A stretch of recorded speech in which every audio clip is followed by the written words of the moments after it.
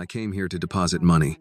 Annie Carter spoke softly, then placed the crumpled stack of cash on the teller counter with both hands. The bills were old and wrinkled, their edges uneven. There were ones, fives, tens, and a few 20s, all tied together with an old rubber band that had almost lost its stretch. Behind the counter, the young teller, Emily Parker, looked down at the money, then back up at Annie. "Of course," Emily said gently. "Do you already have an account with us?" "I was hoping to open one," Annie replied. "Or deposit it into a savings account, if possible." "Absolutely," Emily said, reaching for a deposit slip. "Let me count this first." Annie nodded and pushed the stack of money a little closer to her. "Could you count it again for me, please?" Annie asked. "I counted it at home, but I want to make sure I didn't make a mistake." Emily gave her a small, kind smile. "That's no problem." But just before Emily's hand touched the money, a man's hand suddenly came down hard on the counter. "Don't take that." Emily froze. Annie looked up. The man standing beside the counter wore a dark gray suit, a red tie, and polished leather shoes. The name tag on his chest read, "Mark Reynolds, branch manager." He looked at Annie as if she had brought something shameful into his bank. "Is there a problem?" Emily asked carefully. Mark did not look at her.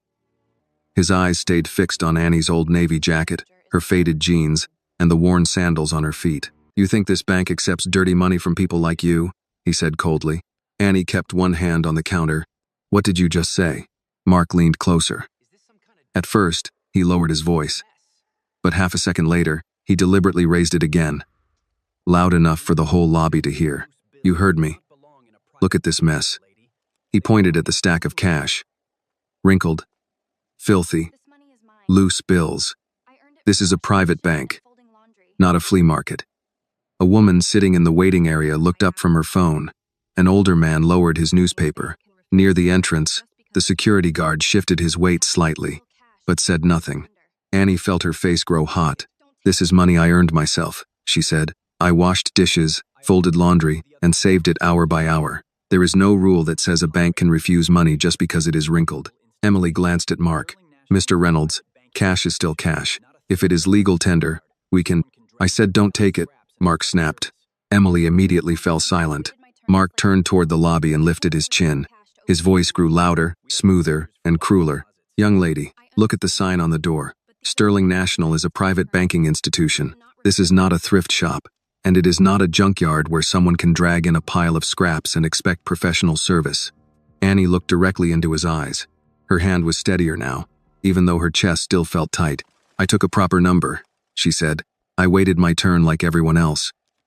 This is legal cash, and I only want to deposit it into a savings account. There is no bank policy that says old money cannot be accepted." The corner of Mark's mouth lifted. "Police?" Before Annie could react, he reached out and snatched the stack of money. With a rough motion, Mark gathered the bills in his hand and threw them hard onto the floor. The rubber band snapped. The bills scattered across the polished tile. Several slid beneath the brass stanchions near the waiting line. A $5 bill landed beside a woman's black heel. A $10 bill stopped near the toe of Mark's shoe. For a moment, no one moved. Annie looked down at the floor. Every bill down there carried a memory. The bill with a small tear in the corner came from a late-night shift at the diner, when she had stayed after closing to scrub the burnt pans no one else wanted to touch. The wrinkled $10 bill came from the laundromat, after hours of folding towels until her hands smelled like detergent. The $1 bills were tips, small and easy for others to dismiss, but she had kept every single one. Mark stepped forward. He placed his shoe on the $10 bill. Then he laughed. "Policy?" he repeated, louder this time. "In this branch, my word is policy." Emily's face turned pale. "Mr. Reynolds, please." He ignored her and deliberately pressed the sole of his shoe harder against the bill. "Look at yourself," Mark said to Annie. "Old clothes, torn sandals, and that broken bicycle chained up outside. And you walk in here thinking you qualify to be one of our customers?" Annie's throat tightened, but she kept looking straight at him. Mark pointed toward the door. "Leave now before I call security and have you dragged out for disturbing this branch." Annie looked from Mark's shoe to his face. "That money is mine," she said. Mark looked down at the bill beneath his sole and smiled. "Then pick it up and take it with you." Emily stepped out from behind the counter. "I'm sorry. I can still process this deposit if Mr. Reynolds—" "You will do no such thing," Mark cut in. Emily stopped. Annie slowly bent down and picked up the nearest bill. Her face was burning, but she refused to let Mark see her tears. An older black woman sitting 2 seats away bent down as well, picked up the $5 bill, and handed it to Annie. "Baby," the woman said softly, "don't you ever feel ashamed. The shame is not yours." Annie took the bill. "Thank you, ma'am." Mark rolled his eyes. This little emotional performance is over. Annie stood up straight, holding the stack of money tightly against her chest. "This is not a performance," she said. "This is my savings. Then save what little dignity you have left and leave." "I did nothing wrong. You don't belong here," Mark said. The words came out plainly, coldly, without any attempt to hide them. Annie looked around the bank lobby. The polished stone floor, the glass offices, the expensive leather chairs, and the poster on the wall, where a smiling family stood beneath the words, "Banking built on trust." Then she turned back to Mark. "I have the right to use my legal money anywhere that money is allowed to go," she said. Mark's face tightened. He turned toward the security guard. "Caleb, take her out." Caleb slowly took 1 step forward. He looked at Annie, then at the money in her hands, then back at Mark. Before Caleb could reach her, Annie's phone vibrated in her pocket. At first, she did not answer. Her hand was still shaking, and she hated that. Mark saw the tremble and smiled, as if he were certain he had won. The phone vibrated again. Annie took it out. One word appeared on the screen. "Dad." She stared at that name for a few seconds. She had promised herself that today she would do this on her own.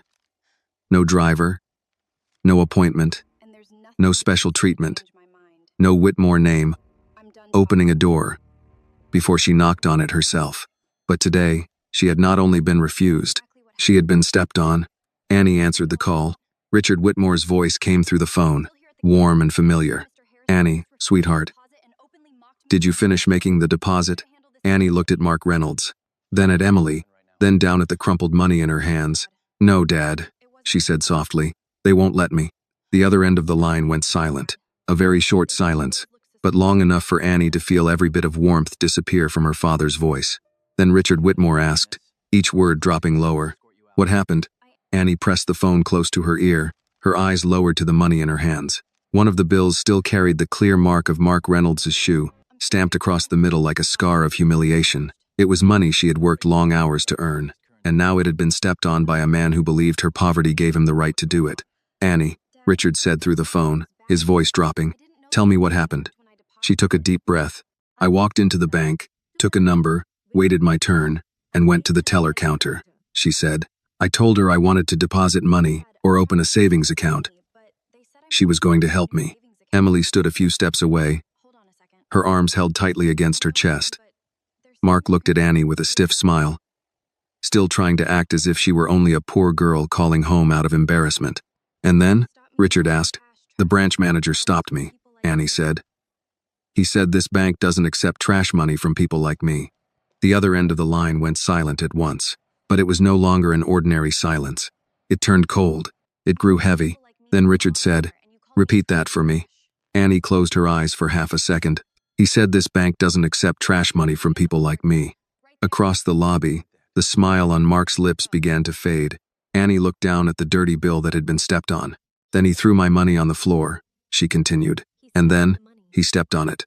Richard was silent for a few more seconds, and Annie recognized that silence. It was not confusion. It was anger being held back with all the strength of a man who had learned not to lose his temper in front of his daughter. "Where are you standing?" Richard asked. "In the bank lobby. Stay right there. Do not go into any office. Do not go outside with anyone. Do not let security take you into a back room." Annie glanced at Caleb, the security guard standing uncertainly near the walkway. "I won't go anywhere," she said. "What is the branch name?" "Sterling National Bank, Peachtree Avenue." "And the manager's name?" Annie looked straight at Mark. "Mark Reynolds." For the first time, Mark's expression changed completely. He took 1 step forward. "Young lady," he said, his voice lowering with warning. "I don't appreciate you using my name in a private phone call." Annie did not lower the phone. "He is standing right in front of me," she said. Richard heard it. His voice immediately turned colder. "Put me on speaker." Annie hesitated for 1 second. Then she pressed the speaker button. Richard Whitmore's voice rang out between the teller counter and the waiting chairs. "Mr. Reynolds." Mark almost straightened by reflex. Men like him always recognized power, even before they knew exactly what name it carried. "May I ask who is speaking?" Mark asked. "My name is Richard Whitmore." The name did not make everyone in the lobby react right away, but for Mark Reynolds, it hit like a blow straight to the chest. His eyes flickered. Still, pride made him try to stand his ground. "I don't know what this young lady has told you," Mark said, adjusting his tie, "but this is an internal banking matter. She was causing a disturbance in the branch, and I was simply trying to maintain order." Annie almost laughed, not because it was funny, but because some lies were dressed so politely they sounded as if they had been practiced in front of a mirror. Richard said, "She told me she was only trying to deposit cash into the bank. The cash was not presented in an appropriate condition," Mark replied. "Was it legal United States currency?" Mark blinked. "That is not the issue. That is exactly the issue." A few people in the lobby exchanged glances. Emily's shoulders relaxed slightly, as if for the first time that morning, she had been allowed to breathe. Mark tried to keep his voice polite. "Mr. Whitmore, with all due respect, perhaps you do not fully understand the situation. This branch serves a certain class of clients. We cannot allow every walk-in with a crumpled stack of bills to disrupt bank operations." Richard's voice did not rise, but every word was as sharp as steel. "You stepped on my daughter's money." Emily turned to look at Annie. Caleb looked at Mark. Rebecca, the employee standing near the reception desk, stopped pretending to arrange brochures on the table. Mark stared at Annie. He looked at her old jacket, at the worn sandals on her feet, at the stack of money she held against her chest. Then he looked at the phone on speaker. "Your daughter?" he asked. "Yes," Richard replied. "My daughter." Mark swallowed hard. "Mr. Whitmore, I had no way of knowing. That is exactly what makes this shameful." Richard cut in. "You should not have needed to know." Mark's face tightened. He tried to pull back the composure he had lost. "I believe there has been a misunderstanding." "No," Annie said. Every eye immediately turned to her. She held the phone in one hand and the money tightly in the other. Her voice was soft, but it no longer trembled. "A misunderstanding is when someone hears the wrong phone number," Annie said. "A misunderstanding is when a form gets sent to the wrong desk. But you looked at me, looked at my clothes, looked at my money, and decided I did not belong here. If this scene moved you, please like this video, comment where you are watching from, and subscribe to the channel for more emotional stories about dignity, justice, and the courage to stand up for what is right." Mark opened his mouth, but no useful words came out. Richard said, "Annie, stay on the line." Then his voice moved slightly away from the speaker. Not because he had hung up, but because he was speaking to someone beside him. "Call Margaret Ellison, direct line, right now." Mark's eyes widened. That name shook him even more than Richard Whitmore's. Margaret Ellison was not a customer. She was not someone from the complaints department. She was the chairwoman of Sterling National's board of directors. A woman whose signature could end a career without her ever raising her voice. "Mr. Whitmore," Mark said quickly, "there is no need to escalate this. I am sure we can resolve it right here." "You had that chance before you threw her money on the floor," Richard replied. Mark turned to Annie. His face instantly shifted into an expression he seemed to think was humility. "Miss Carter."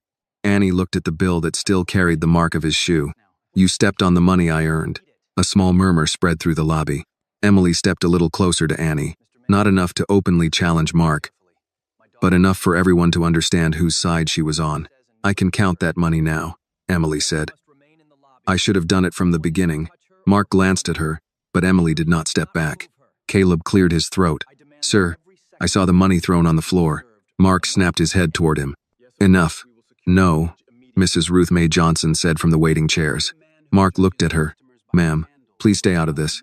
She slowly stood, one hand resting on her cane. "All my life, I've heard well-dressed men in suits tell me not to get involved in things like this," she said, "but not today." The older man holding the newspaper folded it and set it on his lap. "I saw it too," he said. That young woman waited her turn like everyone else. Another customer raised his phone slightly. "I recorded part of it." Mark's face grew even paler. From the phone speaker, Richard's voice returned, still calm, but this time, that calm was more frightening than a shout. "Mr. Reynolds, listen carefully. My daughter will remain in that lobby. You will not touch her. You will not touch her money. You will not ask security to remove her. And you will preserve every second of security footage from the moment she entered that branch." Mark started to speak, but Richard cut him off. And while you are doing that, you should also ask yourself why a man who judges customers by their sandals was ever allowed to manage a bank that wants to hold my company's money. The line made a soft click as another call connected. A woman's voice came through, older, calm, and formal without needing to try. Mr. Whitmore, this is Margaret Ellison. I understand there is a problem at our Peachtree branch. Richard replied, This is not just a problem, Margaret. This is a disease. And my daughter is standing right in the middle of it. Mark Reynolds looked at Annie, and the last bit of confidence left on his face disappeared. Margaret Ellison did not sound like a woman who repeated herself often. Her voice came through Annie's phone with the kind of control that made people stand straighter without knowing why. Mr. Whitmore, I need the facts clearly. Your daughter is presently inside our Peachtree Avenue branch. She is, Richard said, and the branch manager refused to process her deposit? He refused it, insulted her, threw her cash on the floor, and stepped on it. A faint breath moved through the speaker, not a gasp. Margaret was too practiced for that, but it was enough for everyone nearby to know the words had landed. Mark Reynolds lifted one hand, palm out, as if he could hold back the damage by gesture alone. Madam Chair, this is Mark Reynolds. There has been a serious mischaracterization of events.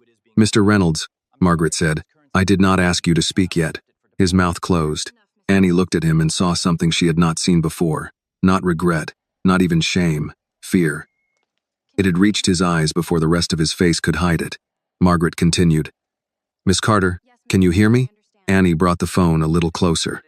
Yes, ma'am. I am Margaret Ellison, Chair of Sterling National's board. I understand this is uncomfortable, but I need to ask you directly. Did you enter the branch to make a deposit? Yes, ma'am. Did you take a number and wait your turn? Yes. Did any employee tell you your cash was counterfeit or suspicious? No.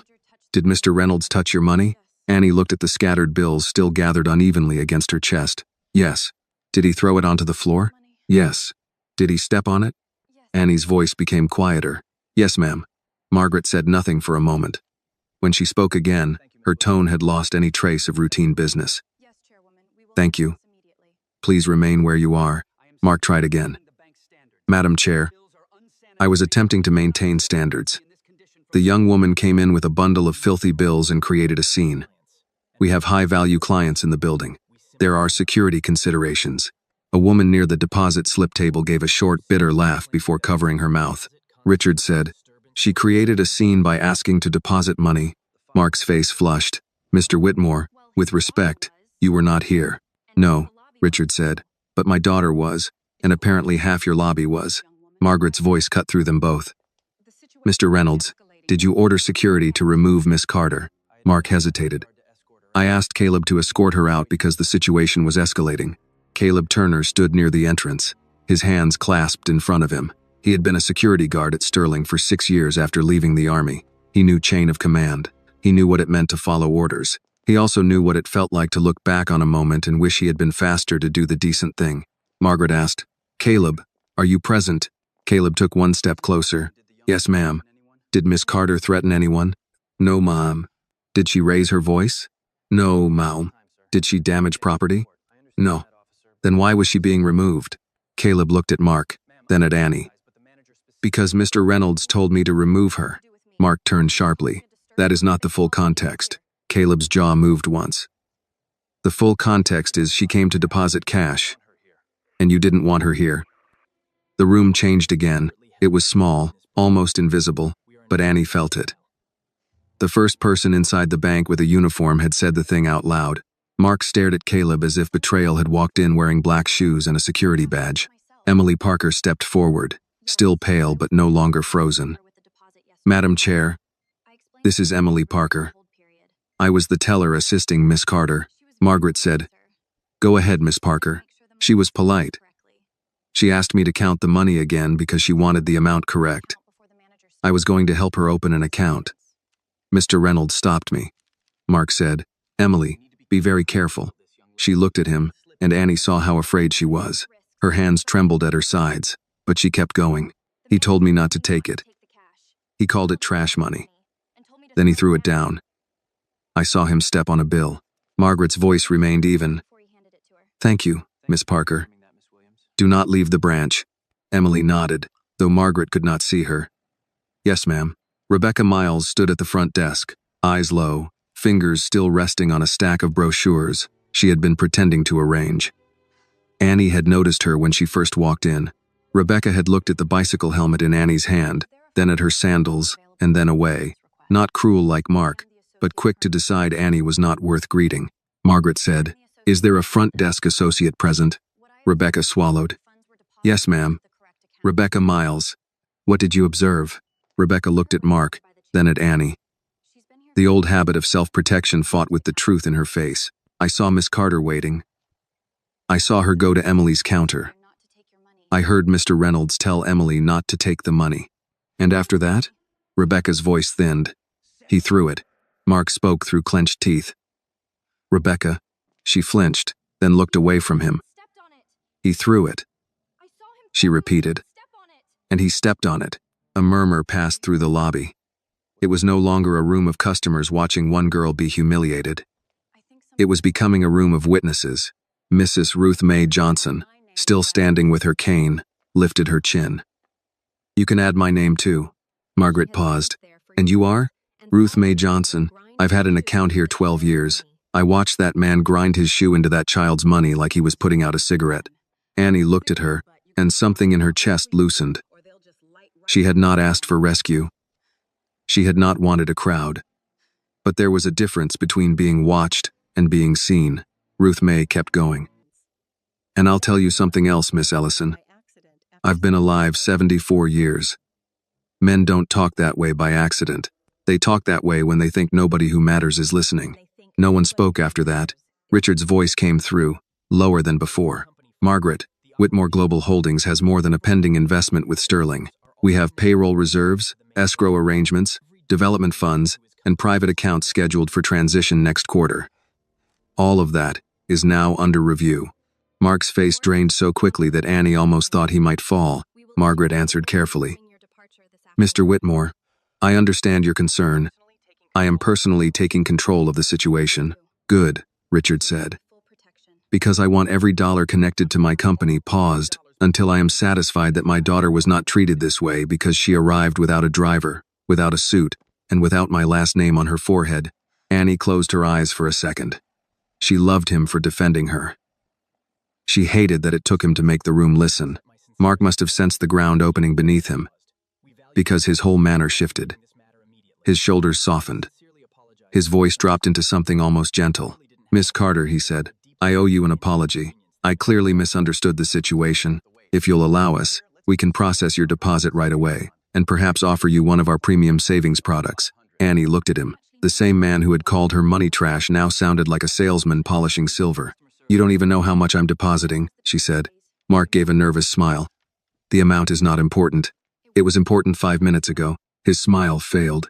Emily looked down at the counter, but Annie saw the corner of her mouth tighten, not with humor, with recognition. Margaret asked, "Mr. Reynolds, did you apologize before learning who Miss Carter's father was?" Mark opened his mouth. Nothing came. Ruth Mae made a soft sound. "That answers that." Annie held the money tighter, then slowly placed it back on the counter. Not because Mark had permission to touch it, because she refused to keep clutching it like something shameful. "This money is from work," she said, more to the room than to Mark. "Dishes, laundry, tips, weekend shifts. It isn't much to people who sit in private offices, but it's mine. I didn't bring it here to impress anybody." Richard was quiet on the line. Margaret was quiet too. Annie continued, "I came here because I thought a bank was where you put money when you were trying to build something." Mrs. Ruth Mae nodded once. Mark looked as if every word Annie spoke made the cameras heavier above him. Margaret finally said, "Miss Carter, I am sending my executive compliance officer and regional director to that branch immediately. I am also coming myself. Until we arrive, Mr. Reynolds is relieved of customer-facing authority." Mark jerked his head up. "Madam Chair, that is unnecessary." "It is already done," Margaret said. "Miss Parker, you will secure Miss Carter's deposit only if Miss Carter wishes to proceed. Caleb, you will ensure no one interferes with her. Rebecca, you will preserve lobby access and identify witnesses willing to provide statements. Mr. Reynolds, you will step away from the counter." Mark did not move. Margaret's voice hardened for the first time. "Now." He stepped back. It was only 2 steps, but to Annie it felt like watching a locked door open. Emily moved carefully, as if asking permission with every motion. "Annie, she said. Do you want me to count it? Annie looked at the bills on the counter. One still carried the mark of Mark's shoe. Not yet, she said. Emily nodded. Okay. Richard spoke softly now. I'm on my way. Annie looked toward the glass doors at the front of the bank. Outside, beyond the parked cars and the bright morning traffic, her old bicycle was still chained to the pole. She had ridden there wanting only to make a small deposit and go home with a receipt. Now the whole room knew her father's name. Dad, she said. Don't come in angry. Richard let out one breath, almost a laugh, but not quite. That may be asking too much. I mean it. I know. Annie looked at Mark. He was standing near the manager's desk, pale, stiff, and silent. A few minutes ago, he had owned the room. Now he looked like a man waiting for a verdict. Richard said, I'll come in as your father first. Annie's eyes burned, but she kept her voice steady. That's all I need. The call stayed open. No one dared end it. And in the polished lobby of Sterling National Bank, where money had always spoken louder than people, a crumpled stack of bills sat on the counter and forced everyone to listen. Emily did not touch the money after Annie said not yet. She stood behind the counter with her hands folded, waiting for the next word from Annie, not from Mark.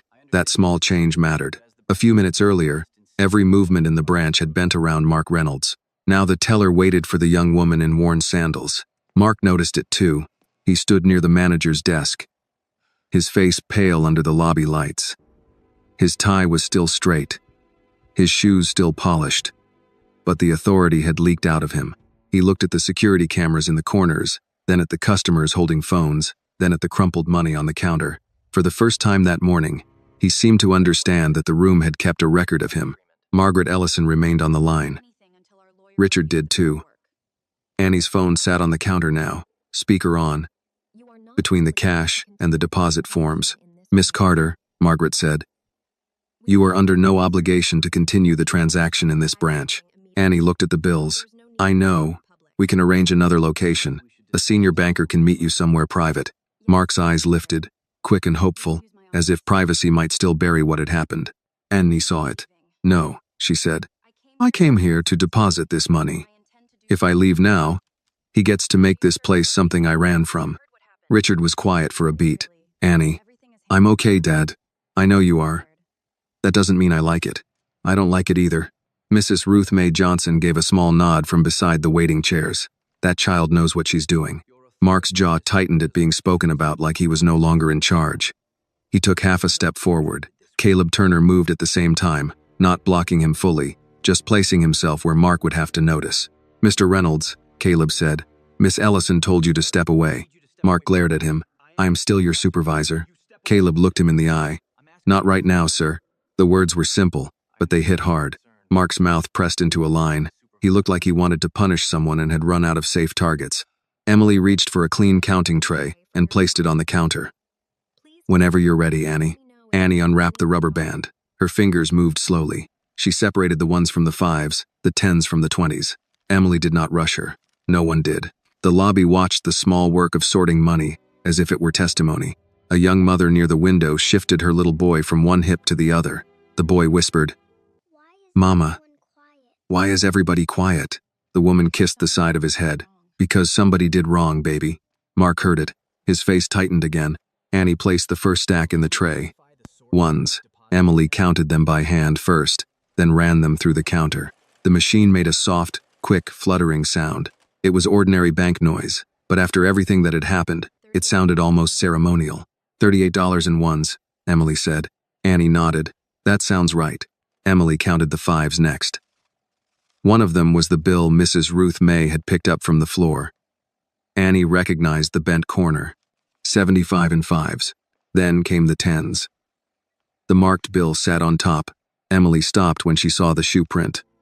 Her eyes flicked to Annie, asking without words whether she should set it aside.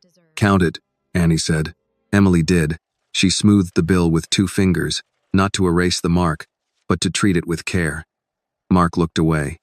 150 in tens. The 20s came last. 220, Emily said, then added the total on the screen. 480, $3. Annie blinked. That can't be right. Emily looked at the screen again. 483. I counted 468 this morning. Mrs. Ruth May gave a low chuckle. Maybe the Lord added interest. Emily recounted the stack. Same total. Annie frowned, then noticed a folded $15 near the edge of the counter. 3 fives, clean and newer than the rest. She looked at Emily. Those aren't mine. Emily glanced at the money, confused. They were in the pile. No, mine were older. A man in the waiting area cleared his throat. It was Harold Benson, the older white man who had put down his newspaper earlier. He stood with one hand on the back of his chair. They're mine, he said. Annie turned to him. He looked embarrassed, but he did not hide. I slipped them in when you were picking up the bills. I should have asked. I'm sorry. Mark made a small sound, almost a scoff, but no one paid him any attention. Harold continued. I watched what happened longer than I should have before saying anything. My wife, God rest her, used to tell me silence is a comfortable chair until somebody else has to pay for it. I sat too long. Annie looked at the 3 fives. She could have refused them. Part of her wanted to. She had come to deposit what she earned, not what pity handed her. Harold seemed to understand. It isn't charity, he said. It's an apology with a poor vocabulary. That made Mrs. Ruth May smile. At least he knows it. Annie looked at the bills again, then pushed them gently back across the counter. Thank you, sir. But I can't deposit those with mine. Harold nodded, accepting it. Fair enough. Emily removed the $15 and recalculated. 468. Annie let out the breath she had been holding. That's it. Margaret's voice came through the phone. Miss Parker, please proceed with opening a savings account for Miss Carter if she wishes. Emily looked at Annie. Do you still want to open it here? The question was careful. Not pressure. Not performance. Annie touched the edge of the counter where the money had first been placed. Yes, here. Mark stared at her as if he could not understand why she would stay. That was because Mark thought dignity meant avoiding shame. Annie had learned something different from Lillian. Sometimes dignity meant standing in the exact place where someone tried to shame you and refusing to disappear. Emily began the paperwork. Full legal name? Annie Carter. Date of birth? June 12th, 2007. Address? Annie gave the small house address in South Atlanta. When she said the street name, Rebecca's eyes moved slightly. Annie saw it. That quick judgment again, the part of Rebecca that still sorted people by zip code, had not died just because Mark was in trouble. Margaret must have heard the pause. Miss Miles. Rebecca stiffened. Yes, ma'am. Are you documenting witness names? Yes, ma'am. Good. Include yourself. Rebecca's face changed. Myself? You were present. Rebecca swallowed. Yes, ma'am. Emily continued. Do you have identification? Annie reached into her canvas bag and pulled out her state ID. Emily took it, entered the information, and returned it with both hands. Thank you. That small courtesy almost hurt. Annie had not realized how tightly she had been bracing for the next insult. Caleb stood near Mark, not touching him, not threatening him, but making sure he stayed away. Mark's breathing had grown shallow. He kept glancing toward the glass doors as if hoping Margaret would not truly come, as if the whole thing might end with a warning and a private apology. Then another phone rang. Not Annie's. The main line behind the counter lit up. Rebecca answered it, listened, and went pale. Mr. Reynolds, she said before catching herself. Then she looked toward Annie's phone. Miss Ellison, it's regional operations. They're asking why the Peachtree branch security feed has been locked by corporate. Margaret answered at once. Because I locked it. Mark's head snapped up. Margaret's tone remained even. All camera footage from this morning has been secured. No local access. No deletions. No edits. Mark tried to laugh, but it came out dry. Madam Chair, that seems excessive. Richard's voice cut in. A man who steps on a young woman's money should not be the person deciding what evidence is excessive. Annie saw Mark's hands curl at his sides. Emily finished typing. Annie, I have the account opened. I just need your signature here, and then I can deposit the $468. She turned the small signature pad toward Annie. Annie picked up the stylus. For a second, she thought of the bicycle outside, the diner, the laundry shop, Lillian at the stove, Richard waiting somewhere across town with anger in his chest, and love beneath it. Then she signed her name. Emily pressed enter. The printer behind her came to life. A receipt slid out. Emily tore it carefully and handed it across the counter. Your first deposit. Annie took it. The paper was thin and plain. It did not look like victory. It looked like any other receipt a person might fold into a wallet and forget. But Annie held it as if it weighed more than the money itself. The glass doors opened. Everyone turned. 2 people in dark suits entered first, both carrying leather folders. Behind them walked a woman with silver-gray hair, a cream-colored suit, and a face that made the lobby straighten. Margaret Ellison had arrived. She did not look at Mark first. She looked at Annie. Then she crossed the lobby, stopped in front of the counter, and said in a voice everyone could hear, "Miss Carter, I owe you an apology in person." Annie folded the receipt once and held it in her hand. Mark Reynolds stood behind them, no longer pale with fear alone. Now he looked like a man who had just heard the first lock turn on a door he could not open. Margaret Ellison stood in front of Annie with 2 executives behind her and half the lobby holding its breath. She had the kind of presence that did not need volume. Her silver-gray hair was cut neatly above her shoulders. Her cream-colored suit had no wrinkle in it, and the leather folder in her hand looked as though it had ended careers before breakfast. But when she looked at Annie, her face was not cold. It was careful. "Miss Carter," she said, "what happened to you in this branch should not have happened." Annie held the receipt in one hand and the strap of her canvas bag in the other. "No, ma'am, it shouldn't have."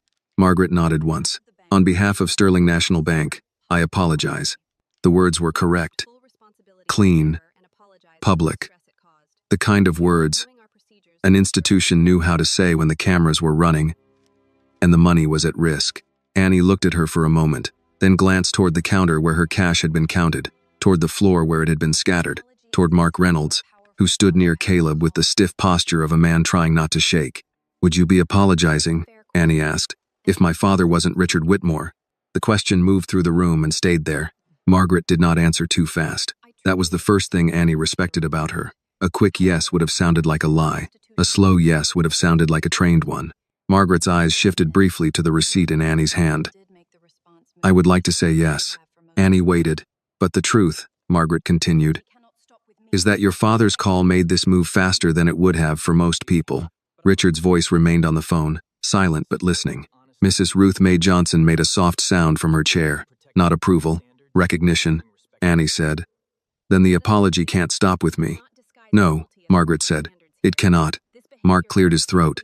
"Madam Chair, if I may, I believe this has grown beyond what actually occurred. I admit the situation could have been handled with more patience, but I was protecting branch standards." Margaret turned slowly. There was no anger in her face, which somehow made it worse for him. "Mr. Reynolds," she said, "do not use the word standards to decorate cruelty." His mouth closed. One of the executives behind Margaret, a broad man with a folder tucked under his arm, stepped toward Mark. "Mr. Reynolds, I'm Daniel Price, Regional Compliance Director. You are relieved of operational authority pending investigation." Mark's face twitched. "Pending investigation?" Daniel looked at the folder. "Yes, effective immediately. I have managed this branch for 11 years. And today," Margaret said, "you turned a lawful deposit into a corporate crisis." Mark looked around the lobby as if searching for someone who remembered him as powerful. No one helped him. Not Rebecca. Not Caleb. Not the clients he had smiled at earlier. He turned toward Annie, and his voice changed again. "Miss Carter, I am sorry if my words came across harshly." Annie studied him. "If?" He swallowed. "I was under pressure. We have security issues in this area. People come in here all the time trying to what?" Annie asked. Mark stopped. "Trying to open accounts," she said. "Trying to deposit money. Trying to be treated like they didn't walk in carrying something contagious." Margaret watched without interrupting. Mark's face reddened. "That is not what I meant. It's what you did." Emily stood behind the counter, hands resting near the keyboard. She looked frightened, but there was steadiness in her eyes now. Caleb stood near the manager's desk, no longer pretending he had not chosen a side. Richard finally spoke through the phone. "Mr. Reynolds, you apologized after you learned who she was. That is not remorse. That is calculation." Mark's eyes flashed. "With respect, Mr. Whitmore, you don't know me." "No," Richard said. "But my daughter does now." Annie did not look at the phone. She looked at Mark. "You didn't think I mattered," she said. "That's why you were honest." The sentence landed harder than if she had shouted. Margaret turned to Daniel. Secure Mr. Reynolds' office. His computer, branch phone, and access credentials. No local files are to be removed. Mark stepped forward. This is absurd. Caleb moved with him. Sir, don't. Mark spun on him. You work for me. Caleb's voice stayed low. Not anymore. For a second, Mark looked like he might push past him. Then he saw the phones in the room, the corporate executives, Margaret's still face, and the security cameras he no longer controlled. His shoulders dropped. Daniel said, You may collect personal items under supervision. Personal items? Mark repeated, almost laughing. You're treating me like a criminal? Mrs. Ruth May leaned on her cane. No, baby. Like a man who finally met consequences. A few people lowered their eyes to hide their reactions. Mark's anger turned toward her, but only for a second. He knew better now. The room had become dangerous. Rebecca Miles stood at the front desk, pale and quiet. Margaret looked at her next. Miss Miles. Rebecca straightened. Yes, ma'am. You will provide a written statement before leaving today. Yes, ma'am. And you will include what you observed before Mr. Reynolds approached the counter. Rebecca blinked. Before? Yes. How Miss Carter was greeted. Whether she was offered assistance. Whether she was treated differently from clients who entered before her. Rebecca's lips parted, then closed. Annie saw it. The tiny panic of someone realizing silence had a paper trail too. Rebecca nodded. Yes, ma'am. Margaret turned back to Annie. Miss Carter, I cannot undo what happened on this floor. I can only tell you what will happen next. This branch will be reviewed. Staff conduct will be reviewed. The footage will be preserved. Mr. Sear, Reynolds will not return to customer service during this investigation. Mark's head lifted. During? Margaret looked at him. Do not comfort yourself with the word. His face went pale again. Annie folded her receipt and slipped it into her bag. She should have felt satisfied. Part of her did. But another part felt tired in a way that had nothing to do with the bicycle ride or the morning shift she would miss. She was tired because the room had needed proof. It had needed witnesses, a billionaire father, a board chair, a locked security feed, and public pressure before her simple sentence became believable. I came here to deposit money. That should have been enough. Margaret seemed to understand some of that. Your father is nearly here, she said. Annie glanced at the phone. Dad? I'm downstairs, Richard said. She looked toward the front doors. Outside, beyond the glass, a black sedan had pulled to the curb. Annie saw the driver step out first, then another man in a dark suit. They did not matter. The man who mattered opened the rear door himself. Richard Whitmore stepped onto the sidewalk. Even from inside the bank, people recognized him. Heads turned. A whisper moved across the lobby, carrying his name from one mouth to another. Richard wore a dark suit and no overcoat, though the morning air had a bite to it. His hair was silver at the temples, his face controlled, but Annie knew him well enough to see the anger in how still he was. Mark saw him too. Whatever color remained in his face disappeared. Richard entered the branch without rushing. That was somehow worse than if he had stormed in. He crossed the lobby with his eyes fixed on Annie. Not on Mark. Not on Margaret. Not on the executives. When he reached her, he stopped a step away, as if asking permission to come closer in front of all these people. Annie's grip tightened on her bag. Richard's voice softened. Are you all right? For the first time that morning, Annie almost wasn't. She nodded anyway. I'm okay. He looked down at her worn sandals, then at the counter, then at the floor. His eyes found the faint dusty mark where his daughter's money had been stepped on. His jaw moved once. I'm sorry, he said. Annie shook her head. You didn't do it. No. But I couldn't protect you from it. You told me to call. I wish you hadn't needed to. The room stayed silent, but it no longer felt like curiosity. It felt like people witnessing something private and not knowing where to put their eyes. Richard turned at last toward Mark. Mark tried to speak before Richard could.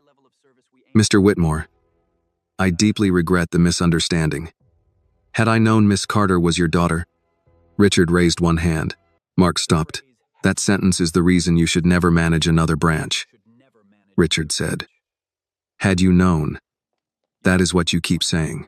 Mark's mouth trembled. Richard stepped closer, but his voice remained even. You didn't reject her money because it was dirty. You rejected it because you thought she was powerless. No one moved. Richard looked toward Margaret. Whitmore Global Holdings is suspending all pending investment activity with Sterling National, effective immediately. Margaret did not flinch, but the executives behind her did. Richard continued. Payroll reserves, development funds, escrow transitions, private accounts under review, all of it. My legal team will provide formal notice within the hour. Mark gripped the edge of the manager's desk behind him. Margaret said, Mr. Whitmore, I understand. I hope you do, Richard said. Because this is not about punishing a bank for one man's rudeness. This is about whether your institution has built a place where men like him feel safe doing what he did. Annie looked at her father then. He was not shouting. He did not need to. Every word carried the weight of money. Yes, but also of something older than money. A father's fury held in check for his daughter's sake. Margaret nodded slowly. Then we will have to prove what kind of institution we intend to be. Yes, Richard said. You will. Mark's knees seemed to weaken. He lowered himself into the nearest chair without being told, then stood again quickly when he realized sitting looked worse. Sweat had gathered near his hairline. Annie watched him, and the strangest thing happened. She did not feel triumph. She saw a man who had spent years bowing to wealth and kicking at anyone he thought had none. Now wealth had turned around and looked him in the eye, and he had no idea what to do without someone beneath him. Margaret turned to Daniel. Escort Mr. Reynolds to his office. Begin the suspension process. Daniel nodded. Caleb stepped beside Mark. This time Mark did not argue. As they led him away, Mark looked once at Annie. Not with apology. Not really. With disbelief. As if he still could not understand how the girl with the bicycle had become the person who ended him. Annie met his eyes. Then she looked away. His lesson was no longer hers to carry. Mark Reynolds did not look back when Daniel Price and Caleb Turner led him toward the hallway behind the teller stations. He walked stiffly, one hand brushing the front of his suit jacket as if straightening it could restore what had just been taken from him. The branch employees watched without speaking. For years, Mark had moved through that lobby like a man whose approval had to be earned. Now he passed the same desks, the same glass offices, the same polished counters, and no one reached for him.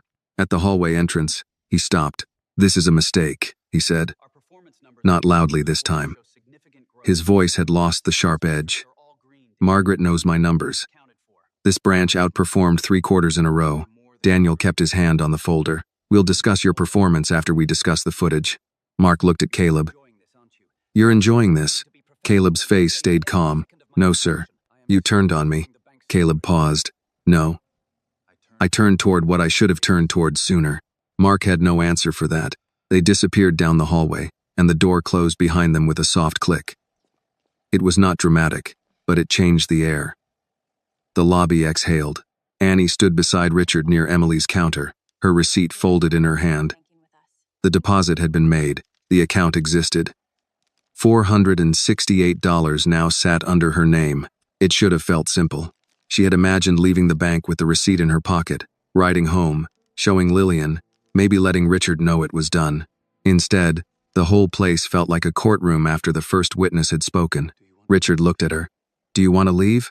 Annie glanced toward the glass doors. Outside, her bicycle was still chained to the pole, leaning slightly to one side as cars moved past on Peachtree Avenue. A part of her wanted to get on it and ride until the bank was just another building behind her. But Mrs. Ruth Mae Johnson was still there. Emily was still there. Caleb had spoken up. Rebecca stood at the front desk with a face that looked smaller than it had an hour ago, and Margaret Ellison was waiting, not rushing Annie toward privacy, not trying to hide the mess before someone else walked in. Not yet, Annie said. Richard nodded once. Then I stay. Margaret stepped closer, but kept enough distance to show she was not crowding her. Miss Carter, I need to ask whether you are willing to give a statement today. You are not required to. You can speak with counsel first.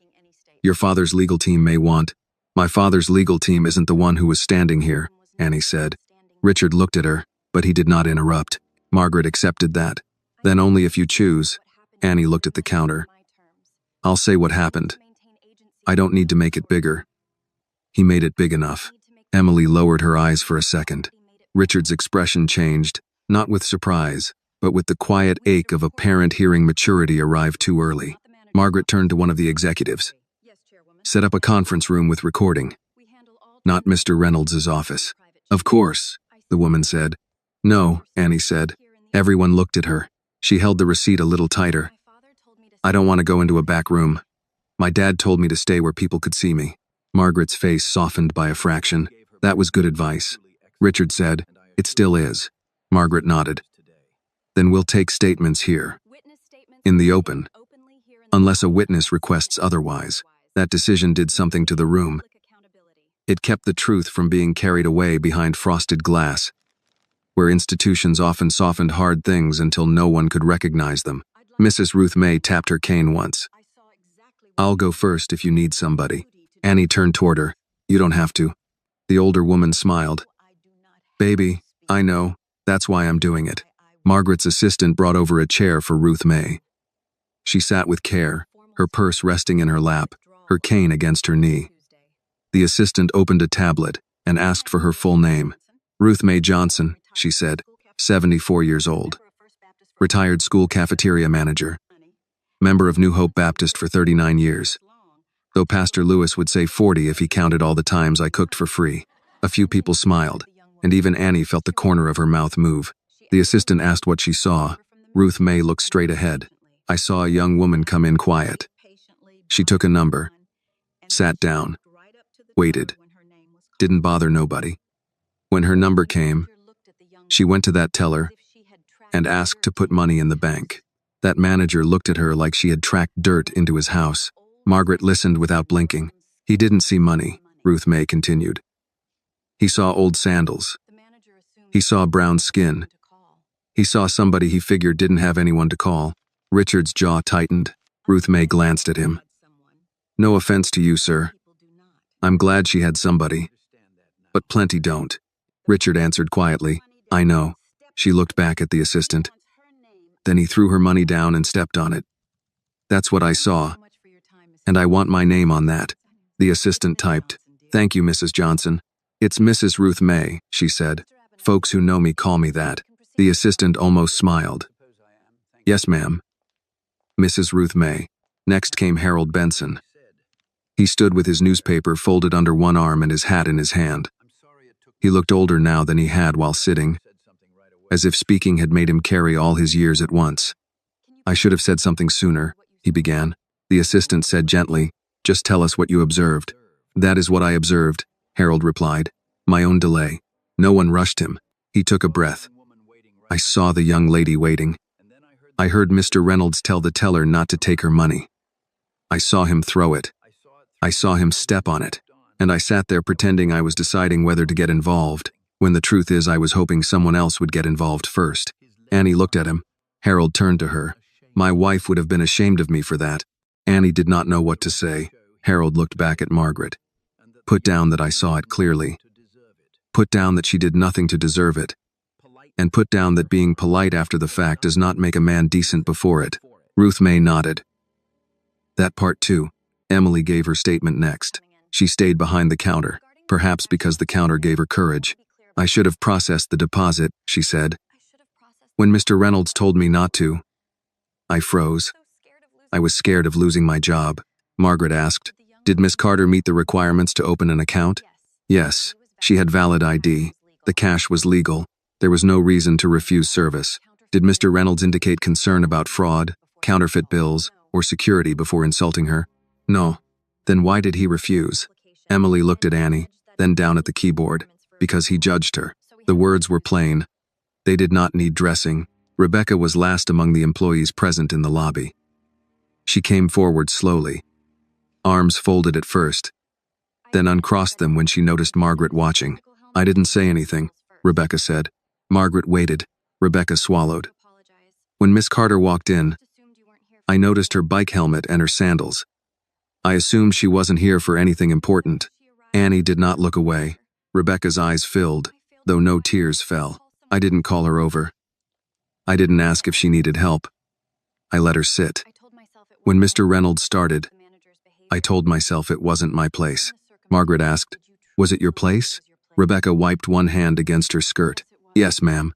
The lobby was quiet again, but this time it did not feel empty. It felt like a room learning the cost of small choices. From behind the hallway door came the faint sound of a raised voice. Mark's voice. Then Daniel's, lower, controlled. Caleb said something none of them could make out. Richard turned his head toward the sound, then back to Annie. "He's still fighting." Annie looked at the receipt in her hand. People like that don't think they did wrong. They think they picked the wrong person to do it to. Richard's eyes moved to her face. You shouldn't have had to learn that at 18. I learned it before today. That hurt him. She saw it, and for a moment she regretted saying it. But it was true. Annie had learned it in store aisles where clerks followed too closely, in classrooms where teachers seemed surprised by her test scores, in restaurants where people handed the check to someone else. Today had not invented the wound. It had only given it a name in public. Margaret closed her folder. Miss Carter, I cannot ask you to trust this bank today, but I can tell you what I intend to do before sunset. Mr. Reynolds will not return to this branch. Every employee here will be interviewed.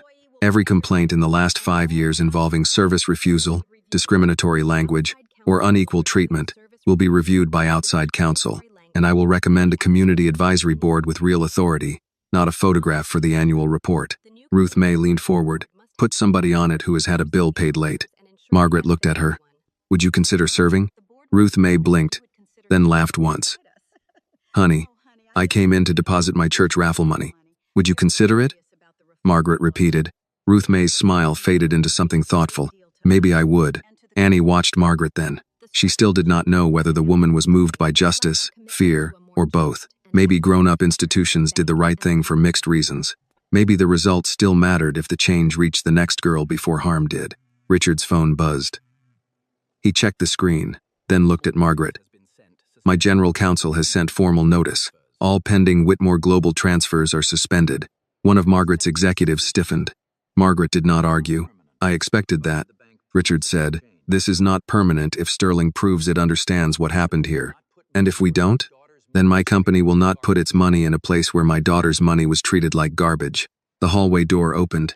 Daniel Price stepped out first, carrying Mark's branch ID badge and a sealed laptop sleeve. Caleb followed. Mark came last, his suit jacket off now, draped over one arm. Without it, he looked smaller. His tie was loosened, and sweat shone near his temples. He saw the room looking at him and tried to gather himself. Daniel said, Mr. Reynolds has surrendered branch credentials. He is suspended pending termination review. Termination? Mark said, voice cracking. You haven't even completed an investigation. Margaret faced him. The investigation will determine the full scope of your misconduct, not whether misconduct occurred. Mark looked at Richard. Please. I made one error in judgment. Annie spoke before Richard could. No, she said. You made one error in choosing who to show yourself to. Mark stared at her. Annie's voice stayed calm. But I don't think this was the first time. No one contradicted her. Mark's eyes moved around the lobby, searching for one person to say it was not true. He found none. For the first time, his face showed something close to understanding. Not remorse, not yet, but recognition that the world he trusted had shifted beneath his feet. Caleb stepped beside him. Time to go, sir. Mark looked at the floor, at the spot where the money had scattered earlier.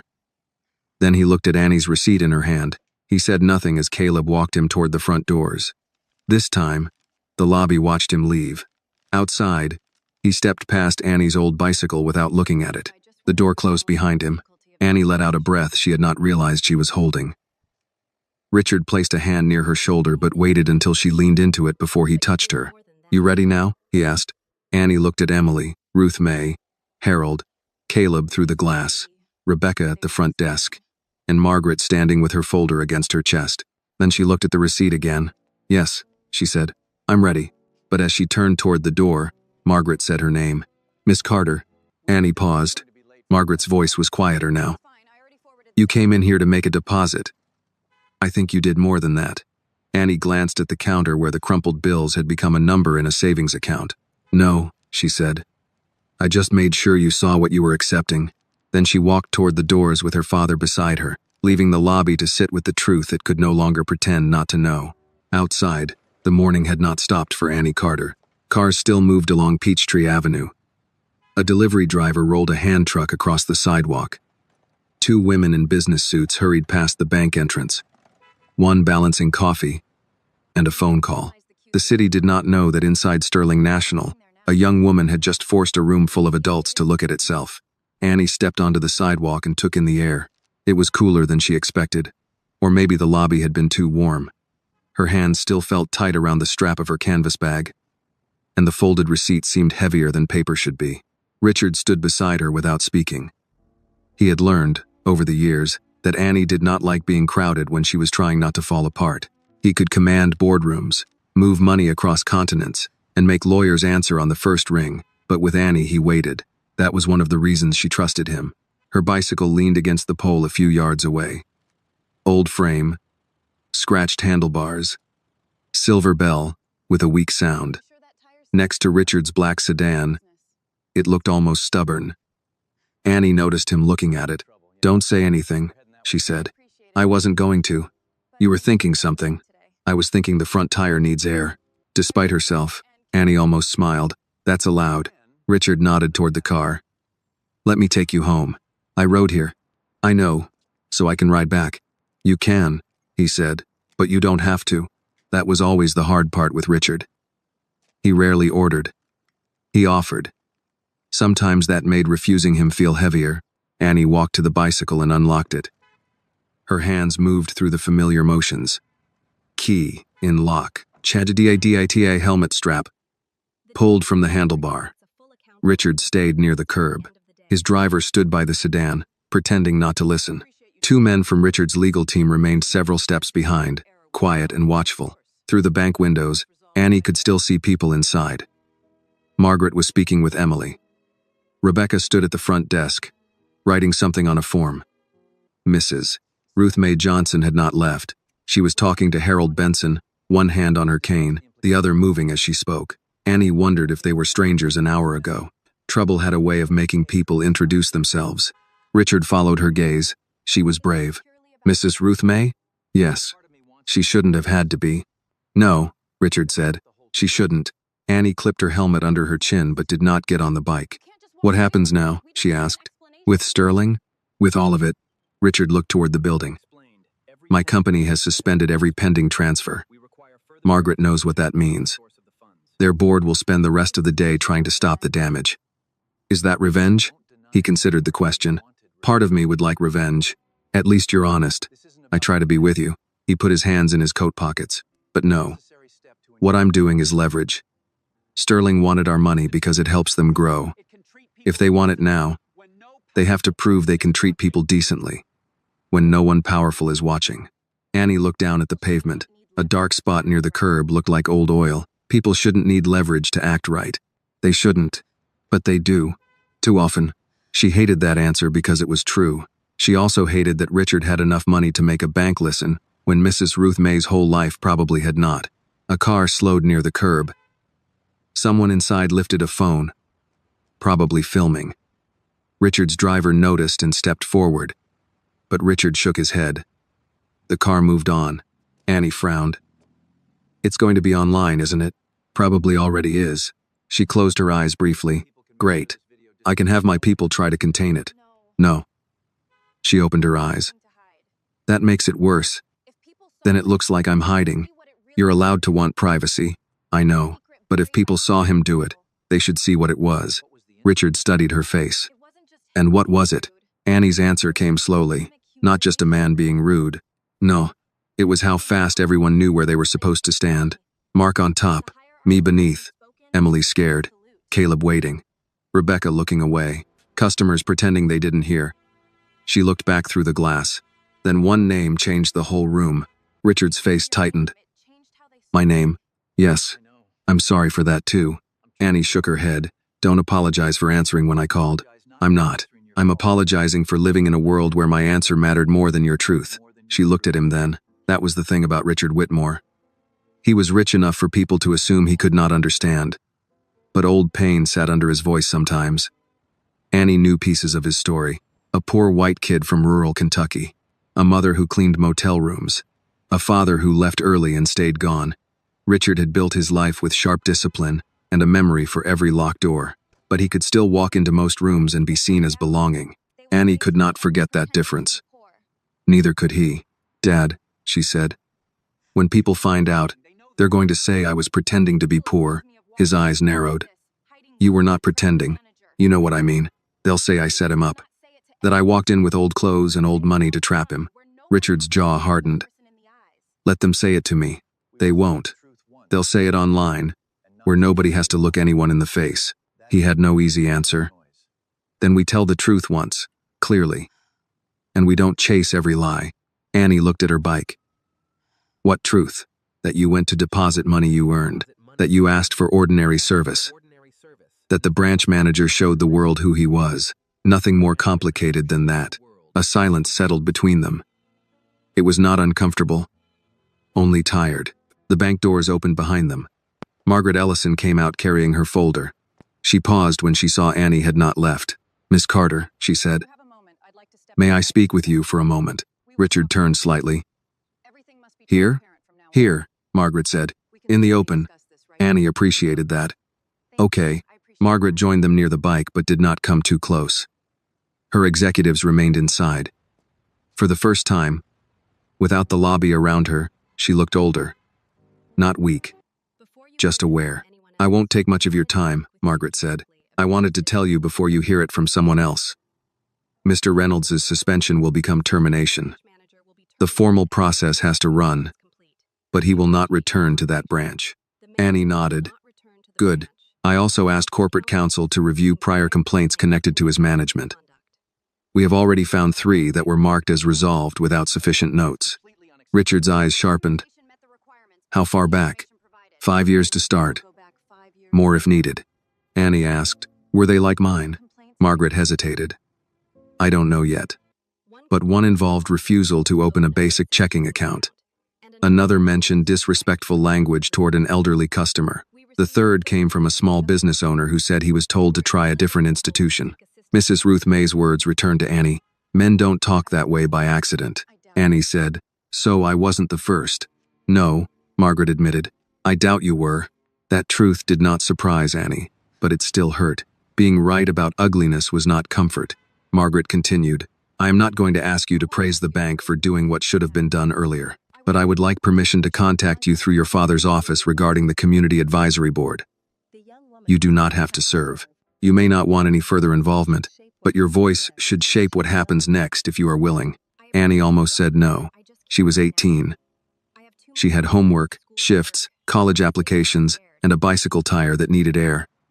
She did not want to become the face of every insult a bank had ever delivered, but she thought of the next person who might walk in with rent money, church raffle money, paycheck cash, or a coffee can of savings. "I don't know yet," she said, "but you can ask." Margaret nodded. "That is fair," Richard said. "Any request goes through Annie first, not me." Margaret looked at Annie. "Understood." A small sound came from the bank entrance. Emily Parker had stepped outside, holding a white envelope. "I'm sorry," Emily said. "I didn't want to interrupt." Annie turned. "You're not." Emily came down the steps and handed Annie the envelope. "This is your account paperwork. I also printed a second receipt, in case the first one gets damaged." Annie took it. "Thank you." Emily lingered. "I should have helped faster." Annie had heard a lot of apologies that morning. Emily's was one of the few that sounded like it cost something. "You helped," Annie said. "Late. Still." Emily nodded, blinking once. "My dad used to save cash in a coffee can. He didn't trust banks much. When I started working here, he said, 'Then be the kind of person who would have made me trust one.' I forgot that for a minute." Annie looked at the envelope in her hand. "Maybe remember it for the next person." "I will." Emily went back inside. Margaret followed a moment later, leaving Richard and Annie on the sidewalk. Richard looked at the bicycle again. "I really don't like that tire." Annie let out a small breath that almost became a laugh. "You can send someone to fix the tire, not replace the bike. Fix the tire. I can live with that. And no new car." "I said nothing about a new car." "You thought it." "I think many things. Keep thinking them quietly." For the first time since leaving the bank, Richard smiled. Annie put one foot on the pedal, then stopped. "Dad?" "Yes?" "Did I do the right thing staying?" Richard did not answer like a billionaire. He answered like a father who had watched his child stand in a place that tried to shrink her. "You did what your heart could live with," he said. "That is often the right thing." Annie nodded, holding the words carefully. She pushed off, moving slowly at first. Richard walked beside her until she reached the corner, as if escorting her without taking over. At the red light, she looked back at the bank. The glass reflected the city, the traffic, the morning sun, and for a second her own small figure on the bicycle. She had entered that building with $468. She left with a receipt, a witness list, and a truth no one inside could put back where it had been. Annie did not ride home right away. At the corner, she stopped beside the crosswalk and let one light change, then another. Cars passed in waves. A city bus sighed at the curb. A man in a Braves cap crossed in front of her carrying dry cleaning over one shoulder. Life kept moving, but Annie felt as if she had stepped out of time and was watching everyone else continue without knowing what had happened. Her phone buzzed again. This time it was Lillian. Annie stared at the name and felt her throat tighten before she answered. "Hi," she said. Lillian did not waste a word. "Where are you?" "Outside the bank." "You hurt?" "No, ma'am." "Don't ma'am me if you're hiding tears." Annie looked down at the bike handlebar. "I'm not hurt. That wasn't what I asked." Annie breathed in, slow. "I'm upset." "Good. That means you know you didn't deserve it." Annie closed her eyes. Behind her, Richard's sedan was still parked near the bank. He had not followed her into the intersection, but he had not left either. She could see him standing by the car, speaking to one of his attorneys. Even from a distance, he kept glancing toward her. "Did Dad call you?" Annie asked. "He did. Of course he did. He called because he's your father, not because you failed." "I know. Do you?" Annie had no quick answer. Lillian's voice softened. "Baby, listen to me. Doing something yourself doesn't mean nobody gets to stand beside you when the world acts ugly."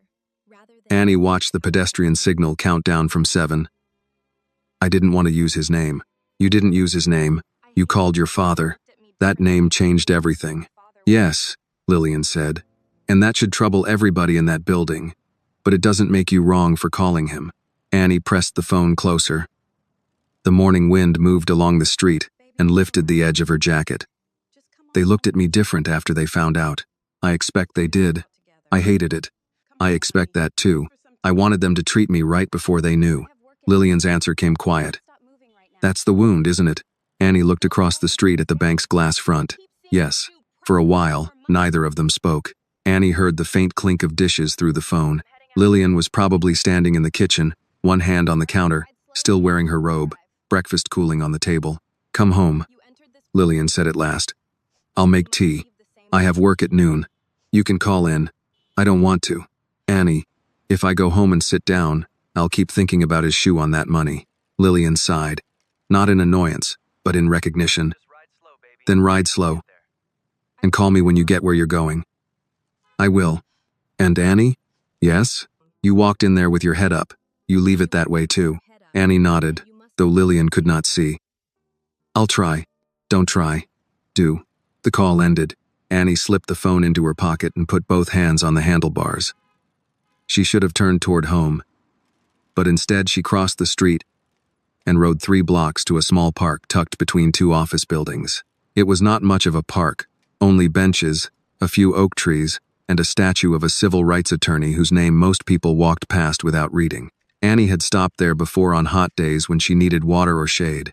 She leaned the bicycle against a bench and sat. The envelope from Emily rested in her bag. Annie pulled it out, opened it, and looked at the account papers. Her name was printed at the top. Annie Carter. Not Whitmore, not someone important to a board chair, just Annie Carter. Below that was the deposit amount, $7,000.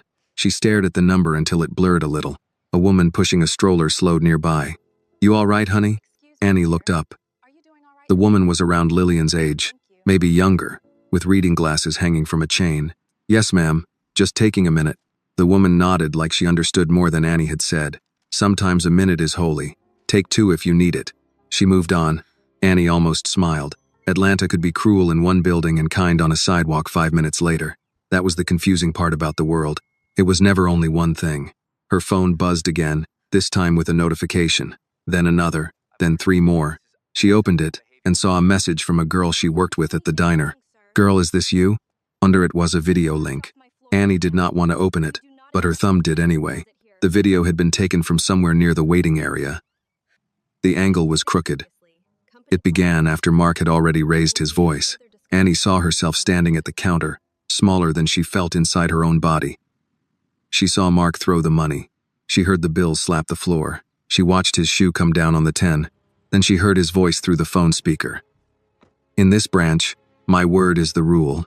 The caption read, "Bank manager humiliates young black woman for trying to deposit cash, then finds out who her father is." It had already been shared thousands of times. Annie locked the screen. Her stomach turned. She had wanted the truth seen, but seeing herself turned into a headline felt different. In the video, she was not a full person. She was a symbol, and symbols did not get to be tired, embarrassed, or unsure. A black sedan pulled up near the park. Richard stepped out before the driver could open his door. He had followed at a distance after all. Annie looked at him.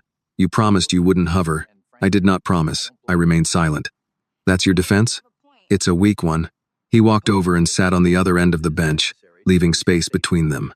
For a while, they watched the traffic through the trees. "It's online," she said. "I know. How bad?" "Fast." "That's not an answer."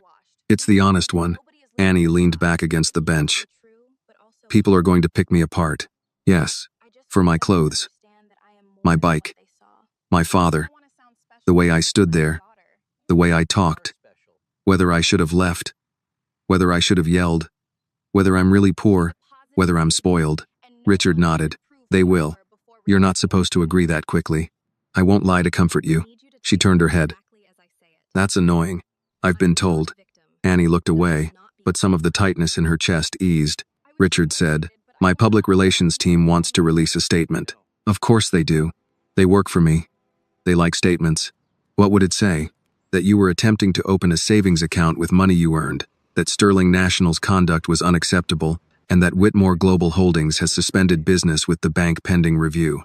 "That sounds like a lawyer washed it." "It was drafted by 3. Annie made a face. "No. What do you want it to say?" She did not know at first. She picked at a loose thread on her sleeve.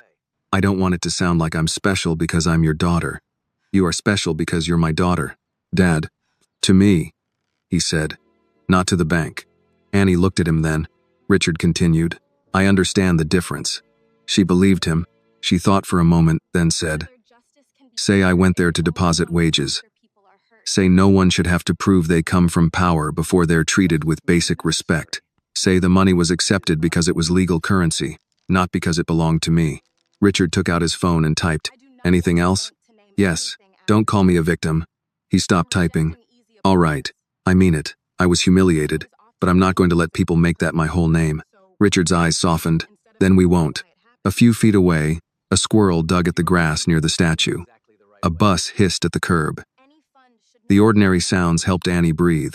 Richard said, "Margaret called me again." Annie looked at him. "Already?" She said Reynolds's access has been terminated. Not just suspended. They found something in the internal complaint system. "What?" "Patterns. Nothing fully reviewed yet, but enough that their counsel told her not to wait." Annie thought of Mrs. Ruth May, Harold, Emily, Rebecca. So he'd done it before. Likely. And they filed it away. Likely. She laughed once, without humor. That's what grown people do with things they don't want to fix. They file them. Richard put his phone away. "Sometimes." Annie looked at the statue. The bronze man held a briefcase in one hand and a folded document in the other. At the base were words she had seen before but never really read. "Justice delayed still leaves bruises." She read them twice. "Dad," she said, "can justice be fair if it only comes after people get hurt?" Richard followed her gaze. "Maybe not fair. Necessary. But not fair." "That's a sad answer." "It is." Lillian would have said something sharper. Maybe that late justice was better than silence. But it still owed interest. Annie held the receipt in her hand. "I don't want the bank to name anything after me." Richard glanced at her. "Who said they would? They will. That's what companies do. They name something after the person they hurt so everyone claps, instead of asking why it happened." Richard's mouth tightened, almost a smile. "You're becoming difficult in exactly the right way. If they make a fund, it shouldn't be my name." "What should it be?" Annie looked at the receipt, then thought of the marked bill, the rubber band, the smell of detergent and grease, the way Emily had counted each bill like it mattered. "The Worn Dollar Fund," she said. Richard repeated it softly. "The Worn Dollar Fund. For people who come in with money that looks like work." He nodded. "That's good. It's not about me." "No," he said. "That's why it's good." Her phone buzzed again. This time it was a message from Lillian. "Tea is ready. I made biscuits too. Don't argue with an old woman today."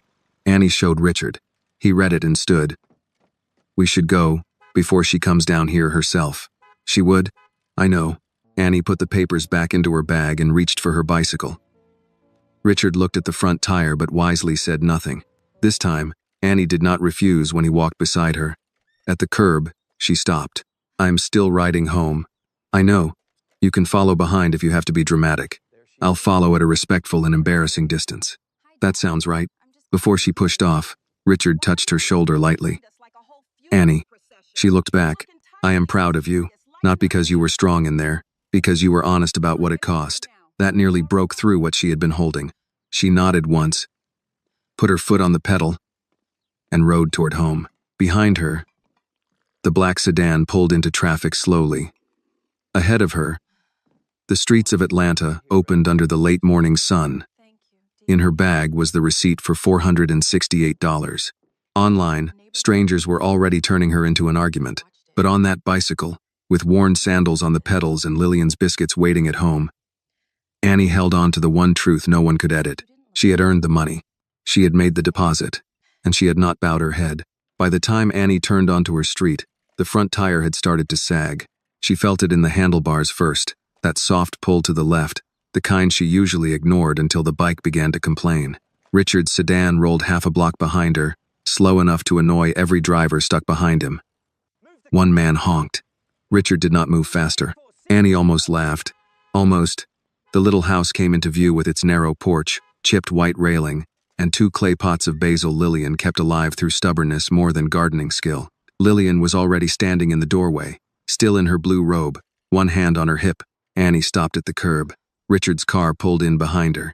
Before the driver could step out, Richard was already opening his own door. Lillian looked at him first. You followed her home like a funeral procession, Richard said. Good morning to you too, Lillian. Don't good morning me. I know what rich men look like when they're trying not to take over. Annie leaned her bike against the porch steps. He stayed far back, not far enough for half the neighborhood to miss that car. Richard glanced at the sedan, then back at Annie. I can have it moved. Lillian waved him off. Too late. Mrs. Alvarez already looked through her blinds twice. Come inside before somebody calls me asking if I won the lottery. The kitchen was warm when they entered. Tea sat on the table beside a plate of biscuits wrapped in a clean towel. Lillian had also sliced peaches into a bowl, though Annie knew they were meant less as food and more as a way of saying, sit down, you are home now. Annie sat. For the first time all morning, her body seemed to understand that it was allowed to be tired. Richard remained standing until Lillian pointed at a chair. Sit, she said. He sat. Lillian poured tea into 3 mugs. She set one in front of Annie, one in front of Richard, and kept one for herself. I watched the video, she said. Annie's stomach tightened. Already? Mrs. Alvarez sent it to me with 7 question marks and a prayer emoji. Richard rubbed a hand over his forehead. It's moving fast. Lillian looked at him. Of course it is. Folks love watching cruelty once it comes with a villain they can recognize. Annie wrapped both hands around the mug. I hate how I looked. Lillian sat across from her. How did you look? Small. You look steady. I felt small. That's different. Richard leaned forward. Feeling small in that moment does not mean you were. Annie did not answer. Steam rose from the tea and warmed her face. Lillian reached into Annie's canvas bag, not asking because she had packed that bag enough times to claim rights, and pulled out the envelope from the bank. She opened it, took out the receipt, and read it. $468, she said. Annie nodded. Lillian looked at her over the paper. That's a fine beginning. It doesn't feel like a beginning. It is. Some beginnings arrive clean. Some arrive with shoe marks. Richard's jaw tightened at that, Lillian noticed. Don't sit there swallowing thunder, Richard. It'll rot your stomach. He looked at her. What would you have me do? Be angry after she finishes her tea? Annie let out a small breath. It was not quite laughter, but it eased the room. Richard's phone buzzed on the table. He glanced at it and turned it face down. Annie saw. You can answer. No. If it's about the bank, it is about the bank.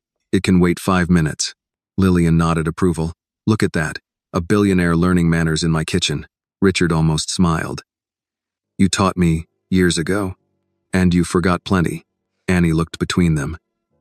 Their familiarity still surprised her sometimes.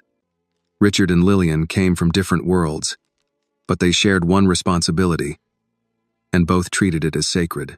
Annie had not always understood why her life had been arranged the way it was. Lillian as the daily parent, Richard as the hidden father, present but careful, loving but not public. As she got older, she learned that adults often made choices that looked strange because fear had helped shape them. When Annie was little, Lillian had told her Richard was family. Later, when she was 12, the truth had come out on a rainy Sunday, after Annie found old letters in a shoebox. She had asked why her father did not live with them. Lillian had cried. Richard had driven over and told her every piece he could without blaming the dead or burdening the child. Her mother, Naomi, had loved Richard when he was still building his company, before money made everything complicated. Naomi had died young. Lillian, Naomi's aunt, had taken Annie in. Richard had wanted to claim Annie publicly, but Lillian had feared the glare of his world would swallow the girl before she had a chance to know herself. Richard had agreed to wait, then kept waiting because Annie asked him to. Now the waiting was ending, not by choice, but by video. Annie said, "People are going to ask why nobody knew." Richard's hand stilled near his mug. Lillian looked down at the receipt. "Then we tell them the truth they're entitled to, and keep the rest." "What truth are they entitled to?" "That you are loved," Lillian said. "That you were protected. That your family is not a scandal for strangers to chew on." Richard nodded. "We don't owe anyone your whole life." Annie looked at him. "But the secret makes it look worse. It was never meant to be a secret from shame." "I know. Do you?" he asked softly. She hated that he asked it gently. It made it harder to be defensive. "I know you weren't hiding me because of my color," she said. Richard's face changed. Pain moved through it fast, then settled. "Never. I know," she repeated. "But people won't." Lillian put the receipt down. "People who want to misunderstand don't need help. Don't build your life around convincing them." Annie looked out the kitchen window. Across the street, Mrs. Alvarez's curtains moved. Annie shook her head. "She's still looking." Lillian did not turn. "Let her. She brings tamales at Christmas. She gets 3 looks before I complain." Richard's phone buzzed again, then Annie's, then Lillian's. The table seemed to hum with the outside world trying to get in. Finally, Richard picked up his phone. "It's Margaret." Annie nodded. "Answer." He put it on speaker after looking at her for permission. Margaret Ellison's voice filled the kitchen, less formal than before but still measured. "Mr. Whitmore, Miss Carter, I apologize for intruding," Lillian said. "You're on speaker in my kitchen." "Speak plain." A brief silence followed. Margaret said, "Mrs. Carter? That's right. Then I'll speak plain. Mark Reynolds has been terminated." Annie stared at the phone. Richard said, "That was quick. The video made delay impossible. The internal complaints made delay irresponsible." Lillian leaned back. "What complaints?" Margaret paused. "Several. 2 from elderly black customers, 1 from a Latino small business owner, 1 from a young veteran attempting to deposit disability back pay in cash. All were dismissed at branch level." Lillian's mouth tightened. "Dismissed by whom?" "Mr. Reynolds had influence over the reports. That is now part of the investigation." Annie felt cold despite the warm kitchen. "So he did this before?" "Yes," Margaret said. "Not always the same way, but the pattern is clear enough." Richard closed his eyes briefly. Annie thought about Mark looking at her clothes, her sandals, her bicycle. She wondered how many people had walked out of that branch with their faces burning, and no billionaire father to call. How many had told themselves it was better not to make trouble? How many had decided banks were not built for them? Margaret continued, "I am calling because the board will issue a statement this afternoon. I want Miss Carter to hear the main points before they are public. We will acknowledge the incident, confirm Mr. Reynolds' termination, announce an outside review, and suspend executive bonuses tied to branch performance until the review is complete." Lillian gave a low whistle. "Now they're touching wallets," Margaret said. "That is often where institutions discover urgency." Annie looked at Richard. "At least she's honest." Margaret heard it. "I am trying to be." Richard asked, "And the fund? We would like to discuss it. I understand Miss Carter has suggested a name." Annie sat straighter. "The $1 Fund." "Yes," Margaret said. "I think it is a strong name." "It can't be a photo opportunity," Annie said. "No big check with people smiling like everything's fixed." Margaret answered without hesitation. "Agreed. And it should help people open basic accounts. Students. Workers paid in cash. Older people who don't trust banks. People who get treated like they're suspicious just for walking in." "I wrote that down when your father relayed it." Lillian looked at Richard. "You relayed it right?" "I did." Margaret said, "Miss Carter, would you consider helping design the guidelines? Quietly, if you prefer. Annie ran her thumb along the edge of the receipt. I don't know how to design bank guidelines. Good, Lillian said. Maybe that's why they need you. Annie almost objected, then stopped. She thought of Emily counting the marked bill, Ruth May saying the shame was not hers, Caleb admitting sooner mattered, Harold slipping apology money into the pile because he did not know how else to say he had failed. What about Mrs. Ruth May Johnson? Annie asked. She should be involved. She has already agreed to a call tomorrow, Margaret said. After telling my assistant she does not do Zoom before breakfast, Lillian smiled. I like her. So do I, Annie said. Margaret's voice softened. Miss Carter, what happened today began with harm. I know nothing we do erases that. But if you are willing, it may become something useful. Annie looked at the receipt again. $468. Her first deposit. Her first public humiliation. Maybe her first chance to make sure someone else did not stand alone at a counter. I'll help, she said, but I'm not letting you use my face to clean the bank's name. Understood, Margaret said, and I still don't trust you. Another pause. Then Margaret said, that is also understood. When the call ended, the kitchen settled back into the ticking clock and the cooling biscuits. Lillian picked up Annie's mug and refilled it. There, now you've gotten a man fired, corrected a board chair, and started a fund before lunch. You still going to work? Annie looked at the clock. Richard said. You don't have to. Lillian said. She knows. Annie thought of the diner, the sink, the manager who would ask why she was late but still save her a plate if the cook made extra. She thought of staying home while strangers argued about her online. I'm going, she said. Richard did not argue. Then I'll drive you. Annie looked at him. He raised both hands. Not in the sedan. I'll borrow Lillian's car. Lillian laughed. My car makes a sound like a lawnmower full of pennies. Perfect, Annie said. Richard looked between them, trapped. For the first time that day, Annie smiled fully. It did not erase the morning. It did not make justice fair or pain useful. But it reminded her that she was still more than what had happened inside that bank. She was a girl at a kitchen table, drinking tea with the two people who loved her enough to let her stand and enough to catch her when standing cost too much. Richard Whitmore drove Lillian's old Toyota to the diner. It was a faded beige sedan with one hubcap missing and a dashboard that clicked whenever the air conditioner ran. Richard sat behind the wheel as if he were operating unfamiliar farm equipment. Annie sat beside him with her work shirt folded in her lap, watching him adjust the mirror for the third time. You look uncomfortable, she said. I am not uncomfortable. You're driving like the car might file a complaint. Richard looked at the dashboard. It makes noises. It's made those noises for 6 years. That does not make them comforting.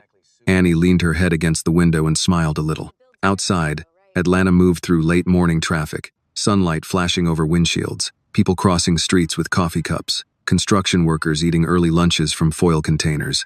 It was the same city she had ridden through that morning, but she felt different inside it now. Not stronger exactly. More exposed. Richard stopped at a red light. You can still take the day. I know. Your manager would understand. Maybe. But I don't want the first thing I do after that bank to be hiding. You wouldn't be hiding. You'd be resting. For you, maybe. For me, it would feel like hiding. He accepted that with a small nod. All right. The diner sat on the corner of a busy street near a repair shop and a small pharmacy.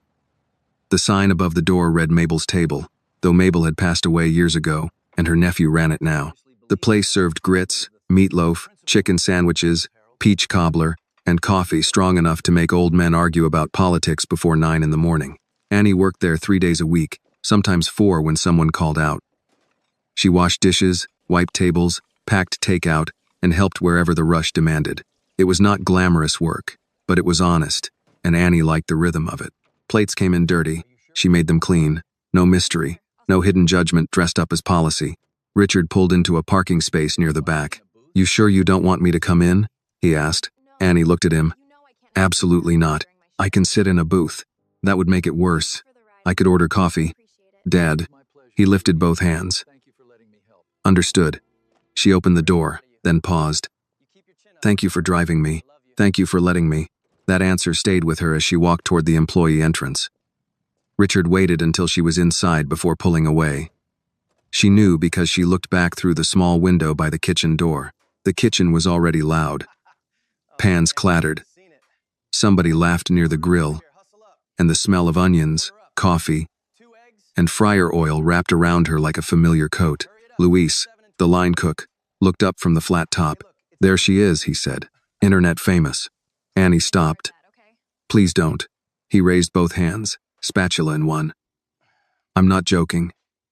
I saw the video. That man was trash. Luis called Mr. Donnelly from the office doorway. Don't start before she clocks in. Mr. Donnelly was in his late 50s, red-faced, balding, and kinder than he sounded. He carried stress in his shoulders and invoices in his shirt pocket. He came out holding a clipboard but put it down when he saw Annie. You okay? He asked. I'm here. That is not what I asked. Annie almost laughed because everybody kept saying that to her today. I'm okay enough to work. He studied her, then nodded toward the break area. Clock in when you're ready, not before. I'm not late? You called Lillian. Lillian called me. When Lillian Carter calls a man and says her girl is having a morning, that man listens. Annie looked down. Of course she did. She also told me not to ask foolish questions. Are you going to? Probably one. His voice softened. Do you want people here to leave it alone? Annie glanced toward the dish station, where two servers were pretending not to listen. I don't want to talk about it all day. Then we won't. Luis pointed the spatula at the room. Everybody heard that. No bothering Annie. A server named Keisha came by with an empty tray. Can I bother her just enough to say, I'm proud? Annie looked at her. Keisha's smile was gentle. Then I'll hush. That's okay, Annie said. Thank you. Work helped at first. Annie tied on an apron, rolled up her sleeves, and stepped to the sink. The hot water ran over plates. Silverware clinked in plastic racks, and the dish machine breathed steam. Her hands knew what to do. Scrape. Rinse. Load. Push. Pull. Stack. For almost 20 minutes. She did not have to be the girl from the video. She was just Annie, trying to keep up with the lunch rush. Then two men at table 6 started talking too loudly. I'm telling you, that was staged, one said. Nobody walks into a bank like that unless they're looking for attention. His friend answered, maybe. But the manager was stupid. You never know who somebody knows. Annie froze with a plate in her hand. Keisha, passing behind her, stopped too. You want me to handle it? Annie shook her head. No, the first man kept going.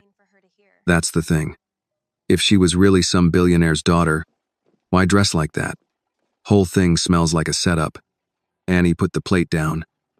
Her pulse had begun to climb, but it was different from the bank. At the bank, the insult had surprised her. This one she had expected. She dried her hands and walked out of the kitchen. Mr. Donnelly saw her from the register and started to move, but she shook her head. At table 6, the men looked up. One was in a polo shirt with a company logo. The other wore a baseball cap and had a half-eaten patty melt in front of him. Annie stood beside the table. I'm the girl from the video. The man in the polo swallowed too fast. The one in the cap muttered, We didn't mean anything. Yes, you did, Annie said. You just didn't mean for me to hear it. Keisha stood near the coffee station. Luis had come to the kitchen doorway. The diner quieted the same way the bank had. But this silence was warmer. This room knew Annie. The man in the polo shifted. Look, I'm just saying people do things for attention now. I went to deposit my paycheck money, Annie said. I wore what I own. I rode what I have. That doesn't make it staged. That makes it Tuesday. The man looked down at his plate. Annie continued, not loud, not angry enough to lose herself. You're right about one thing. That manager was stupid because he didn't know who I knew, but he was wrong before he knew anything. That's the part people keep missing. The man in the cap removed his hat and set it on the table. I'm sorry. Annie nodded once. Enjoy your lunch. She turned and walked back to the kitchen. Luis watched her pass. That was cold. It was true. Cold truth. Mr. Donnelly came into the back a minute later. You all right? Everybody really needs new questions. He smiled. Fair. The rush passed. Around 2, Annie took her break outside by the back steps, with a biscuit wrapped in a napkin and sweet tea in a paper cup. Her phone had too many notifications to count. She ignored most of them and opened a text from Richard. Statement draft. Only if you approve. Below it was a short paragraph. This morning, My daughter Annie Carter entered Sterling National Bank to open a savings account with wages she earned through honest work. She was denied basic respect until my name became part of the conversation. That should trouble every person who believes dignity must not depend on wealth, race, appearance, or influence. Whitmore Global Holdings has suspended all pending business with Sterling National until the bank demonstrates measurable change. Annie read it twice. Then she typed, "Change my daughter to Annie Carter, my daughter." Richard replied, "Why?" "Because my name comes first in my own story." A moment passed. Then, "You're right. Changed." She stared at the screen, feeling the tightness in her chest shift. Not disappear, just shift. Another message came from Margaret Ellison's assistant, formal and careful, asking whether Annie would be willing to join a planning call for the Warren Dollar Fund later in the week. Annie did not answer yet. The back door opened. Mr. Donnelly stepped out and sat beside her with a groan. "My knees are older than the rest of me," he said. Annie sipped her tea. He looked at the alley, where a delivery truck was backing in near the pharmacy. "My father kept his savings in a Folgers can under the sink. Didn't trust banks. Said a man in a tie could rob you with better grammar than a man in an alley." Annie smiled faintly. "Sounds like him. Yeah. He wasn't always right, but he wasn't wrong enough." Donnelly rubbed his hands together. "When you brought me your application, I almost didn't hire you." Annie looked at him. He nodded, ashamed but honest. "You were 17. Quiet. No experience. I thought you'd last 2 shifts. Lillian told me, give her work, and don't insult her by making it easy. So I did. I remember. You proved me wrong by Friday." He looked at her then. "Some people change when they're proved wrong. Some punish the person who proved it. That manager was the second kind." Annie turned the cup in her hands. "Do you think people can really change?" "Some. Usually the ones who hate what they see when the mirror finally works." She thought of Rebecca, Caleb, Harold, maybe even Margaret. Not Mark. Not yet. Donnelly stood with effort. "Break's almost over. But take another minute. Don't tell Lillian I gave you extra, or she'll say it's the first sensible thing I've done." Annie watched him go inside. Her phone buzzed again. Richard had sent the revised statement. "This morning, Annie Carter, my daughter, entered Sterling National Bank to open a savings account with wages she earned through honest work." Annie read the first line and felt something settle. Not because Richard had used his power. Because he had moved his name aside when she asked. She approved it. Within 10 minutes, the statement was public. By 3 o'clock, news vans were outside Sterling National. By 4, Margaret announced Mark Reynolds' termination and the outside review. By 5, the Warren Dollar Fund was being mentioned on local radio, though Annie still had not agreed to anything beyond a phone call. At 6, Annie finished her shift. Her apron smelled like dish soap and fried chicken. Her feet hurt. Her back ached. In her pocket was $27 in tips from customers who had suddenly become very generous after seeing the news. She almost laughed at that too. Outside the diner, Richard was not waiting in the black sedan. Lillian's beige Toyota sat at the curb, engine ticking, front passenger window stuck halfway down. Richard leaned against it, looking less like a billionaire than a man who had lost an argument with an old car. Annie walked up. "You drove it again?" "I am building character." "Where's Lillian?" "At home making cornbread and pretending not to worry." Annie opened the passenger door. "That means she's worried." "Yes." As they pulled away, Richard asked, "How was work?" Annie leaned back, tired down to the bone. "Normal. Then not normal. Then normal again. That sounds like life." She looked out the window at the evening light on the storefronts. "Dad?" "Yes?" "When they talk about the fund, make sure they say it's for people with Warren dollars. Not sad stories. Warren dollars." He nodded. "Because Warren means earned." "Exactly." Richard drove in silence for a while, both hands careful on Lillian's steering wheel. Annie closed her eyes. That morning, Mark Reynolds had looked at her wrinkled cash and seen garbage. By evening, the whole city was talking about Warren dollars. It did not make the hurt vanish. It did not make the system clean overnight. But somewhere between the bank floor and the diner sink, Annie had begun to understand something. A thing could be stepped on and still carry value. A person could be humiliated and still stand. And sometimes the smallest deposit could cost a powerful man everything. The news did not leave Annie alone that night. By the time Richard pulled into Lillian's driveway, 3 local stations had used the video. One showed Mark Reynolds stepping on the bill, paused the frame, then brought in a retired bank executive to discuss customer service. Another talked about racial bias in financial institutions. The third led with Richard's statement and a photo of him from some business conference, which annoyed Annie more than she expected. "That picture makes you look like you're about to buy the moon," she said, standing in the living room with her work shoes still on. Richard glanced at the television. "That was a transportation summit. You still looked like you were buying the moon." Lillian came from the kitchen with a dish towel over one shoulder. "If he buys it, tell him I want my own porch up there." Richard loosened his tie. "Noted." Annie sat on the couch and kicked off her shoes. Her feet ached from the diner, but her mind refused to slow down. On the screen, the anchor repeated her name again. Annie Carter. Annie Carter, daughter of billionaire Richard Whitmore. Annie Carter, the young woman at the center of a viral banking incident. Annie reached for the remote and muted it. Lillian watched her. "Too much? Everybody keeps saying my name like they own a piece of it now."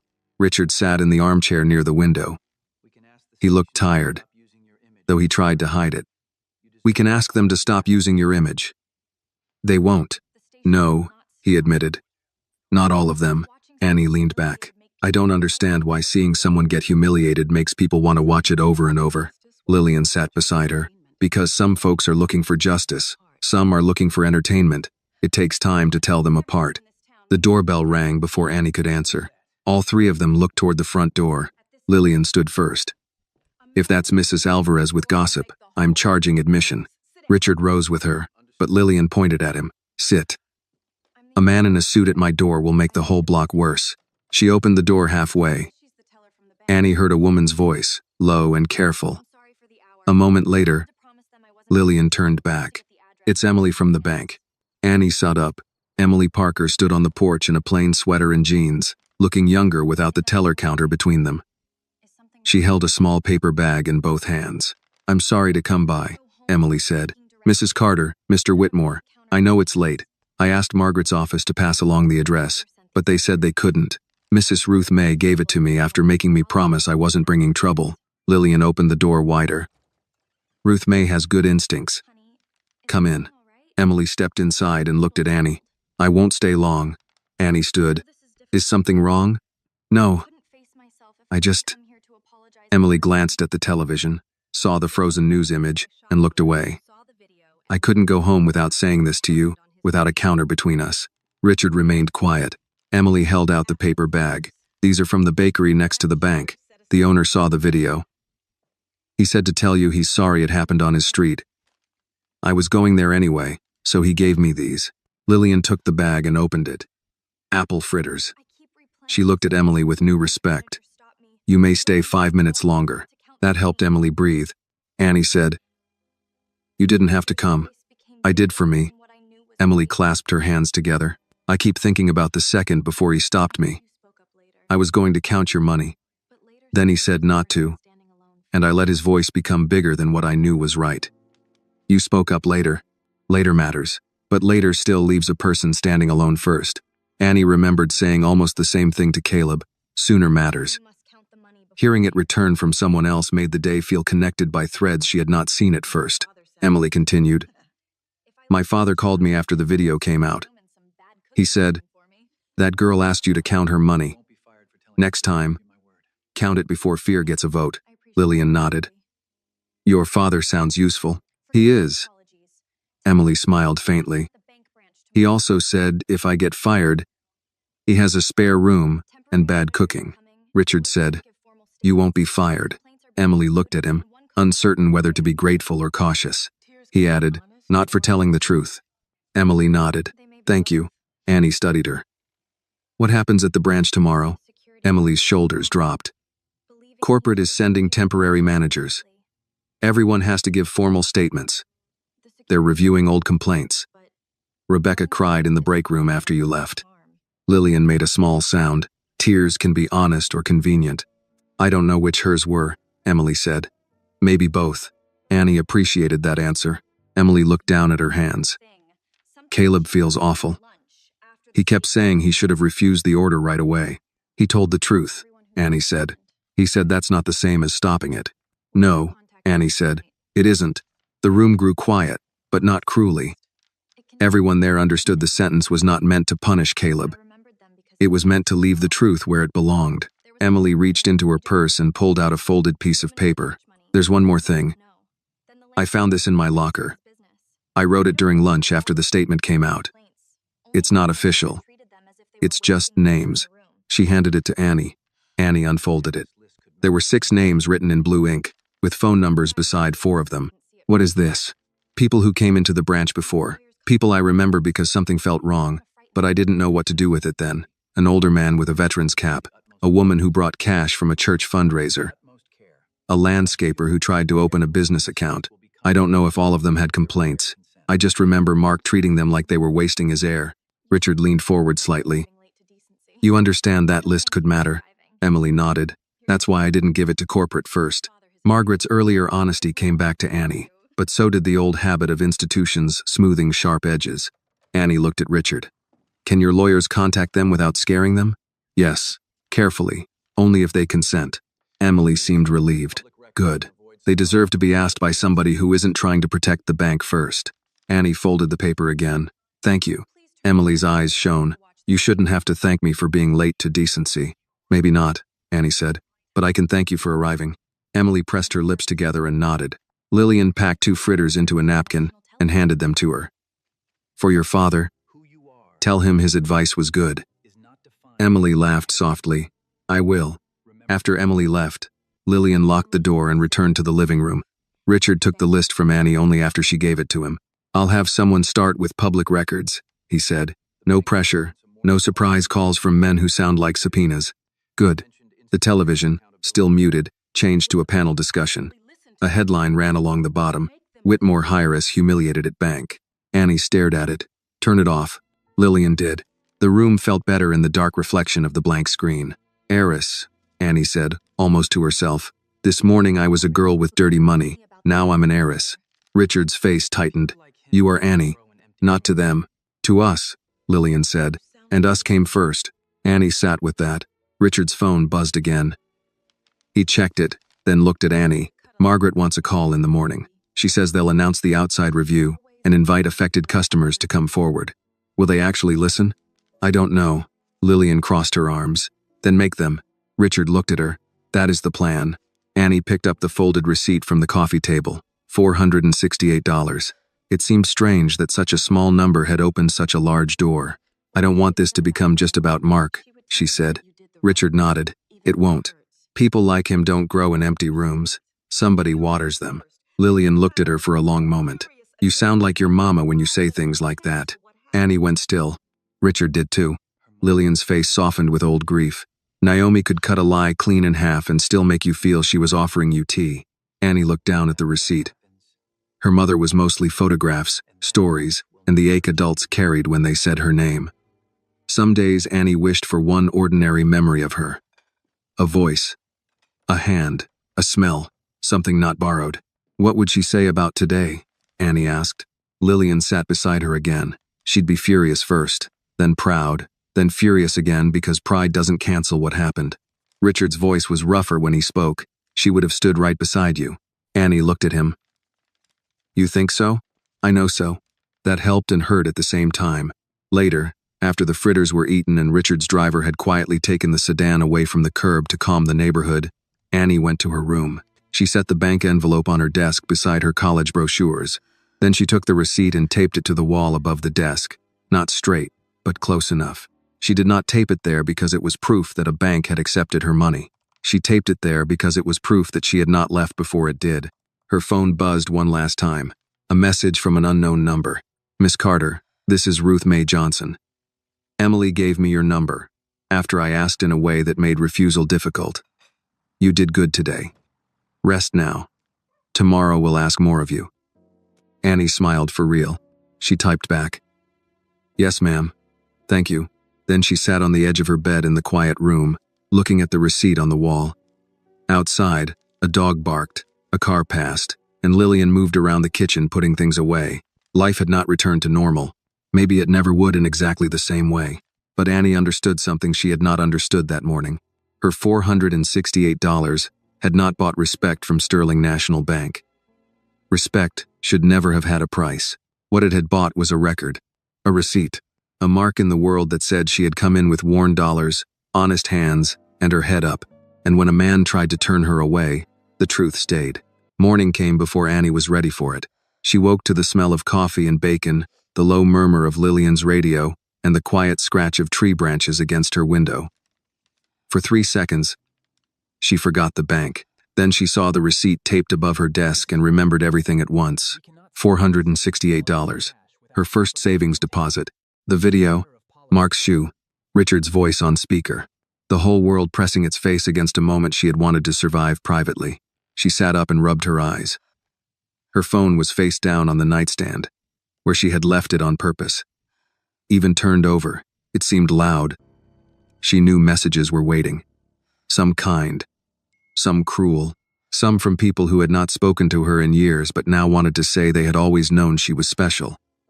That word bothered her more than the insults. Special was not the point. Human was. She dressed in jeans and a clean t-shirt, then paused at the closet. Her old navy jacket hung on the chair where she had dropped it the night before.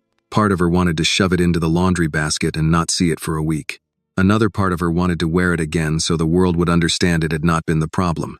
In the end, she left it on the chair. When she walked into the kitchen, Lillian was at the stove, turning bacon with a fork. Richard sat at the table with his sleeves rolled up, looking through printed pages. That alone told Annie he had been there early. Richard read things on screens unless he wanted to mark them, argue with them, or remember them. Lillian looked over. You sleep? Some. That means no. It means some. Richard looked up. Good morning. Annie glanced at the papers. Bank stuff? Yes. Complaint summaries. Draft statement. Proposed outside review structure. You brought homework to breakfast. Lillian set a plate in front of him. He brought rich people trouble to my table. I'm charging rent. Richard picked up his coffee. Fair. Annie sat across from him. What time is the call? 9:30. Margaret. Outside counsel, 2 board members, my general counsel, and whoever you want present. I want Lillian. Lillian put bacon on Annie's plate. Wasn't asking permission. Richard almost smiled. Already included. Annie ate half a piece of toast before her stomach gave up. She pushed the plate slightly away. Lillian noticed but did not comment. Instead, she poured more coffee for Richard and tea for Annie. Eat what you can. Some mornings, food waits until the heart catches up. At 9:25, they moved to the living room. Richard set his laptop on the coffee table. Annie sat beside Lillian on the couch, one knee tucked under her. She did not want to sit in the middle like a witness. Lillian's shoulder near hers helped. The call began on time. Margaret Ellison appeared on screen from a conference room with plain walls and serious lighting. Beside her was a woman introduced as Janet Cole, outside counsel. 2 board members joined from separate offices. Richard's general counsel, Mara Vance, appeared from Whitmore Global, calm and sharp-eyed. Margaret began, Miss Carter, Mrs. Carter, Mr. Whitmore. Thank you for joining. I know yesterday was painful, and I want to be direct. Sterling National failed Annie. We also failed other customers whose complaints were ignored. Lillian folded her hands. Direct is good. Keep going. Margaret nodded. We have terminated Mark Reynolds. We have suspended Rebecca Miles pending review of front desk practices and prior service complaints. Emily Parker and Caleb Turner are being retained and interviewed as witnesses, not subjects of discipline at this stage. Annie leaned forward. What about Caleb? He was ordered to remove me. Janet Cole answered. He did not touch you, did not remove you, and later gave a statement against his manager. That matters. So does waiting, Annie said. Yes, Janet said. It does. The review will include bystander responsibility and escalation training. Lillian gave a small nod. That sounds like lawyer language, but it may have bones, Margaret continued. We identified 7 complaints over 5 years that may involve discriminatory treatment or improper refusal of service at the Peachtree branch. 4 relate directly to Mr. Reynolds. 3 involve branch culture more broadly. Richard's face tightened. Will those customers be contacted? Yes, Margaret said, by outside counsel, with the option to speak confidentially. No one will be asked to sign a non-disclosure agreement. Mara Vance spoke for the first time. Whitmore Global will require written confirmation of that.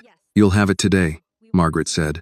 Annie listened, but part of her drifted to the names Emily had written on the paper.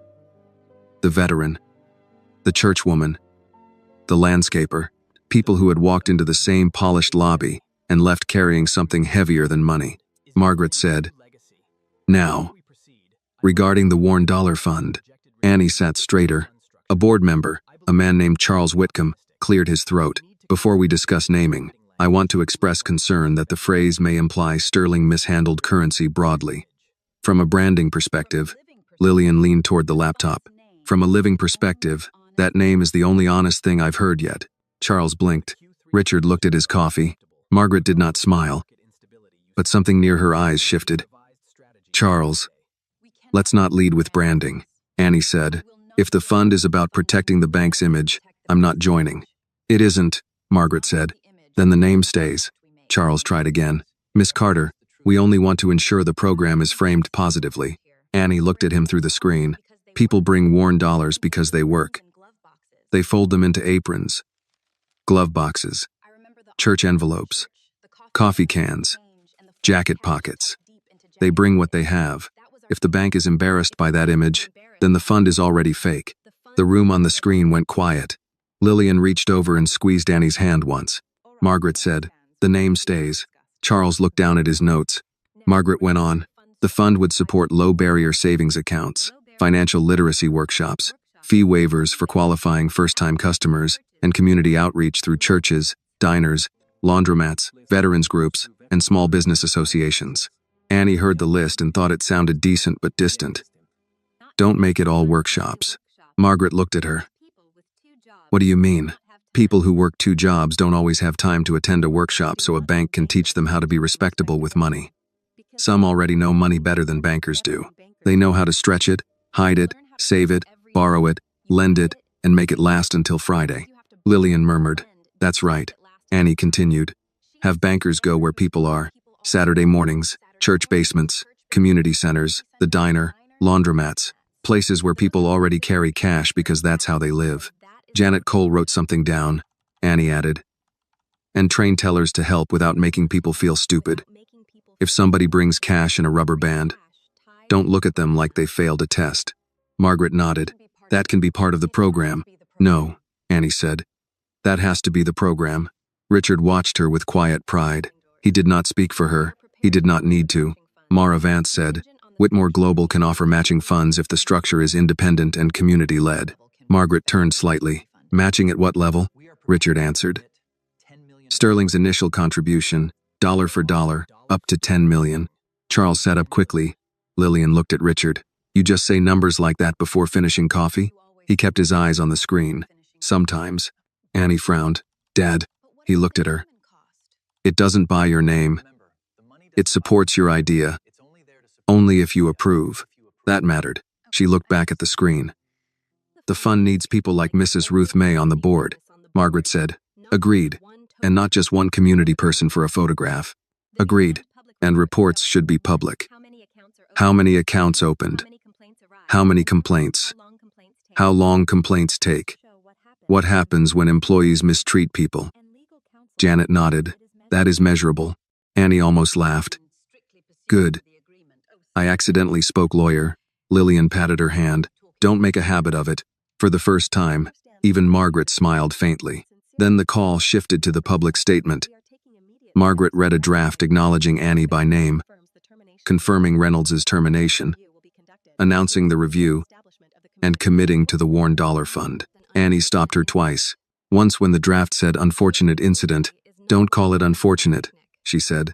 "Rain on a picnic is unfortunate. He chose what he did." Margaret changed it to "wrongful treatment." The second time was when the draft said, "Miss Carter's experience reminds us." Annie shook her head. "No. Don't make me a lesson before you admit I was a person." Margaret looked at the text for a long second, then revised it aloud. What happened to Annie Carter was wrong. It exposed failures in our branch culture, our complaint process, and our accountability. Annie looked at Lillian. Lillian said, "Better." By the time the call ended, more than an hour had passed. Annie felt drained, but not empty. There was a difference. Richard closed the laptop. For a moment, no one spoke. Then Lillian stood. "Everybody needs food. Justice makes people hungry." Annie leaned back into the couch. "I don't think I can eat. You said that before and still ate bacon." "I ate half." A beginning.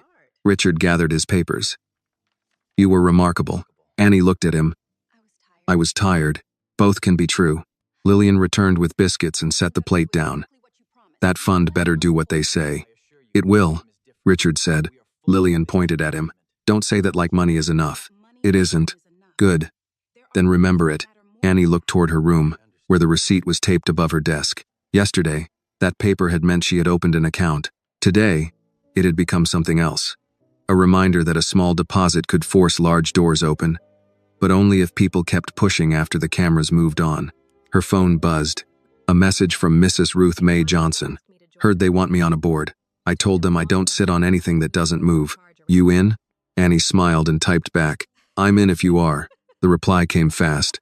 Then heaven help them, baby. Annie laughed. It surprised her. The sound came out small but real. Richard and Lillian both looked at her, and neither said a word. They knew better than to touch a fragile good thing too quickly. Annie picked up a biscuit, broke it open, and let the steam rise. For the first time since she had walked into Sterling National Bank, the next thing ahead of her did not feel like another blow. It felt like work, hard work, public work. Work that might outlast the video, outlast Mark Reynolds, maybe even outlast the anger of the week. And Annie understood work. She knew how to begin with worn hands, a tired back, and a small thing other people underestimated. She had done it before with $468. She could do it again. By Friday morning, the Worn Dollar Fund had a name, a draft structure, and more opinions than Annie wanted to hear. Sterling National announced it at 10 o'clock. By 10:15, people online were praising it, mocking it, arguing over it, and trying to decide whether Annie was a hero, a spoiled rich girl, a symbol, a setup, or proof of whatever they already believed before watching the video. Annie did not read the comments. At least, she tried not to. She sat at the kitchen table with her laptop open, a notebook beside it, and Lillian's strongest coffee in front of her. The first official planning meeting was scheduled for noon at New Hope Baptist Church, not at Sterling headquarters. Mrs. Ruth Mae had insisted. If they want to talk about worn dollars, she had said on the phone, they can come where worn dollars tithe. So Margaret Ellison, 2 bank officers, Richard's legal counsel, Annie, Lillian, and half a dozen community members were meeting in a church fellowship hall that smelled of lemon cleaner, old hymnals, and coffee that had been brewed by someone who believed weak coffee was a moral failure. Richard was not going. That had been Annie's decision. He had accepted it, but not easily. You're sure? He asked from the kitchen doorway, already dressed for work but not leaving. Annie looked up from her notes. Yes, I can sit in the back. That's still sitting there as Richard Whitmore.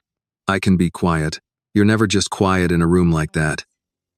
Your money makes noise even when you don't. Lillian, drying a mug at the sink, made a small approving sound. That's a sentence. Richard looked at her. You're enjoying this. I enjoy truth when it visits before noon. Annie closed her notebook. Dad, this has to be about the people who were ignored before me. If you're there, everybody will keep checking your face before they speak. He knew she was right. That did not make it easier. All right, he said. Mara will attend. But she works for you in that room. Not for me. She works for the company. Today, she listens to you. Annie studied him. Can you do that? Let someone else carry it? Richard's answer came slowly. I can try. Lillian set the mug down. Trying is what people say before failing politely. Then I will do it, he said. Better. Annie smiled faintly, then gathered her notebook and the folder Margaret had sent over. Before she left, she went to her room and looked at the receipt taped above her desk. The paper had begun to curl at one corner. She pressed it flat with her thumb. $468. She still had not gotten used to how much trouble such a small number could cause. New Hope Baptist sat on a quiet street with oak trees along the curb and a brick sign out front. Lillian had gone there for years. Annie had grown up in its pews, half listening to sermons, passing peppermints from hand to hand, watching women in bright hats move like queens on Sunday mornings. The fellowship hall was around back, down a short ramp where the paint had peeled near the railing. When Annie walked in, Mrs. Ruth Mae Johnson was already there, arranging chairs like she owned both the building and the meeting. You're early, Annie said. Ruth Mae looked over her glasses. I'm old. We arrive early or not at all. Lillian hugged her. You ready for bankers? I raised 3 boys and ran a school cafeteria for 29 years. Bankers don't scare me. Margaret Ellison arrived 10 minutes later in a navy suit that looked too formal for the folding chairs. To her credit, she did not complain. She carried her own coffee in a paper cup from the church kitchen and introduced herself to everyone without using titles first. Still, the room watched her closely. Community had a long memory. It remembered who showed up after damage and who showed up before. Margaret was new to them, and new people had to earn the right to be believed. Mara Vance arrived last, wearing a plain black blazer and carrying only a legal pad. She sat beside Annie, not at the head of the table. "That seat's open," Margaret said, nodding to the front. Mara shook her head. "I'm fine here." Annie understood the gesture. It was small, but useful. The meeting began with names. Ruth May insisted everyone say not only who they were, but why they had come. A man named Earl Patterson, the veteran Emily had remembered, sat with a cane across his knees. He was in his 60s, with a pressed shirt and a cap that read Vietnam Veteran, though he was too young for Vietnam. Annie guessed it had belonged to someone else, maybe his father. "I came," Earl said, "because 3 years ago I brought disability back pay to that branch in cash. Reynolds asked me where I got it like I'd robbed somebody. I showed paperwork. He still made me feel like a thief." Margaret wrote it down by hand. Next was Marisol Vega, who owned a small landscaping business with her brother. She spoke with her hands folded tight on the table. "We tried to open a business account. He kept asking if my husband would be joining us, even after I said the business was mine. Then he told us another bank might be more comfortable with our kind of operation." "Our kind," Ruth May repeated. They do love that word when they don't want to say the other one. A few people nodded. Then came Deacon Samuel Price, from New Hope.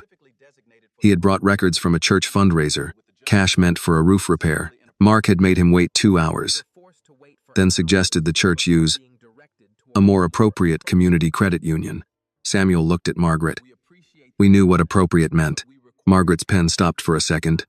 "I'm sorry." Samuel did not soften. "I appreciate the words, but I didn't come for sorry. I came because that girl's money hit the floor." And all our old stories stood up. Annie looked down at her notebook. That girl. She knew he meant her with kindness, but the phrase pressed on her. She was still becoming used to belonging to people's sentences. When it was Annie's turn, the room went quiet. She did not read from her notes. "I came because I don't want this fund to turn into a bandage over a locked door," she said. "If people can't get treated right at the counter, classes won't fix that. If complaints go into a drawer, brochures won't fix that. If employees are scared to speak up, slogans won't fix that." Margaret looked at her. "Then let's build it around those doors." The next hour was difficult, practical, and sometimes tense. That was what made Annie trust it more than a polished presentation. They talked about basic accounts with no minimum balance for the first year. Fee forgiveness for people who deposited cash wages. Saturday banking tables at churches and diners. A mobile unit for neighborhoods without easy branch access. A complaint system reviewed outside the branch. Employee evaluations tied not only to sales numbers, but to service fairness. Anonymous employee reporting. Public quarterly reports written in plain English. Charles Whitcomb, the board member who had worried about branding, joined by video for 20 minutes and made the mistake of saying, "We need to be careful not to attract unprofitable accounts." Ruth May leaned toward the laptop. "Sir, poor people already know when they're unwanted. You don't need to dress it up in math." Charles flushed. "That is not what I meant." Earl Patterson tapped his cane once. "It is what we heard." Margaret stepped in before Charles could bury himself deeper. "The fund will not measure success only by profitability." "Then how?" Charles asked. Annie answered before anyone else could. "By how many people stop being afraid to walk in." The room went still. Mara wrote that down. Margaret said, "That belongs in the mission statement." Annie shook her head. "No, mission statements hang on walls. Put it in manager reviews." Ruth May grinned. There she is. By the time they paused for lunch, the church ladies had laid out trays of fried chicken, green beans, cornbread, potato salad, and peach cobbler. Margaret stood in line with everyone else. Annie noticed. So did Lillian.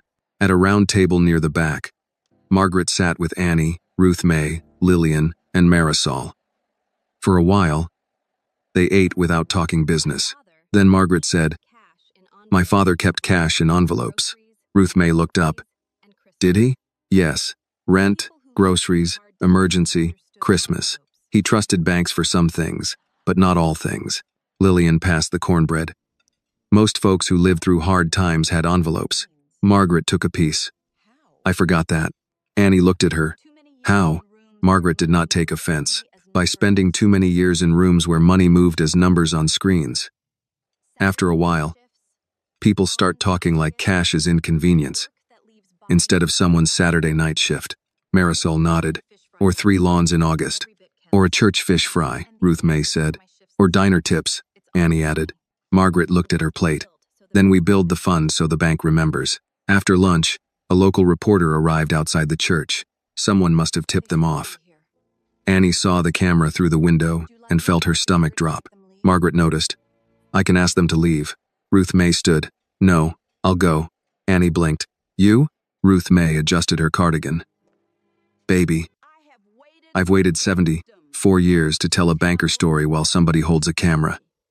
I won't be long. She walked outside with her cane and Lillian followed, because Lillian did not let anyone face cameras alone if they had eaten at her church. Through the window, Annie watched Ruth May speak. She could not hear the words, but she saw the reporter lower the microphone respectfully.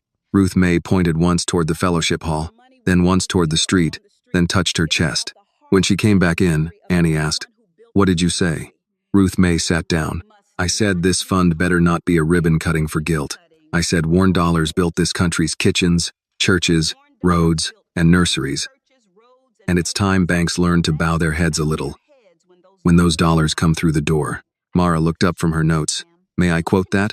You may not improve it, Ruth May said. I wouldn't dare. By late afternoon, the first draft of the fund's guiding principles was taped to the fellowship hall wall. It was handwritten, messy, and full of crossed-out words. Annie stood in front of it with her arms folded.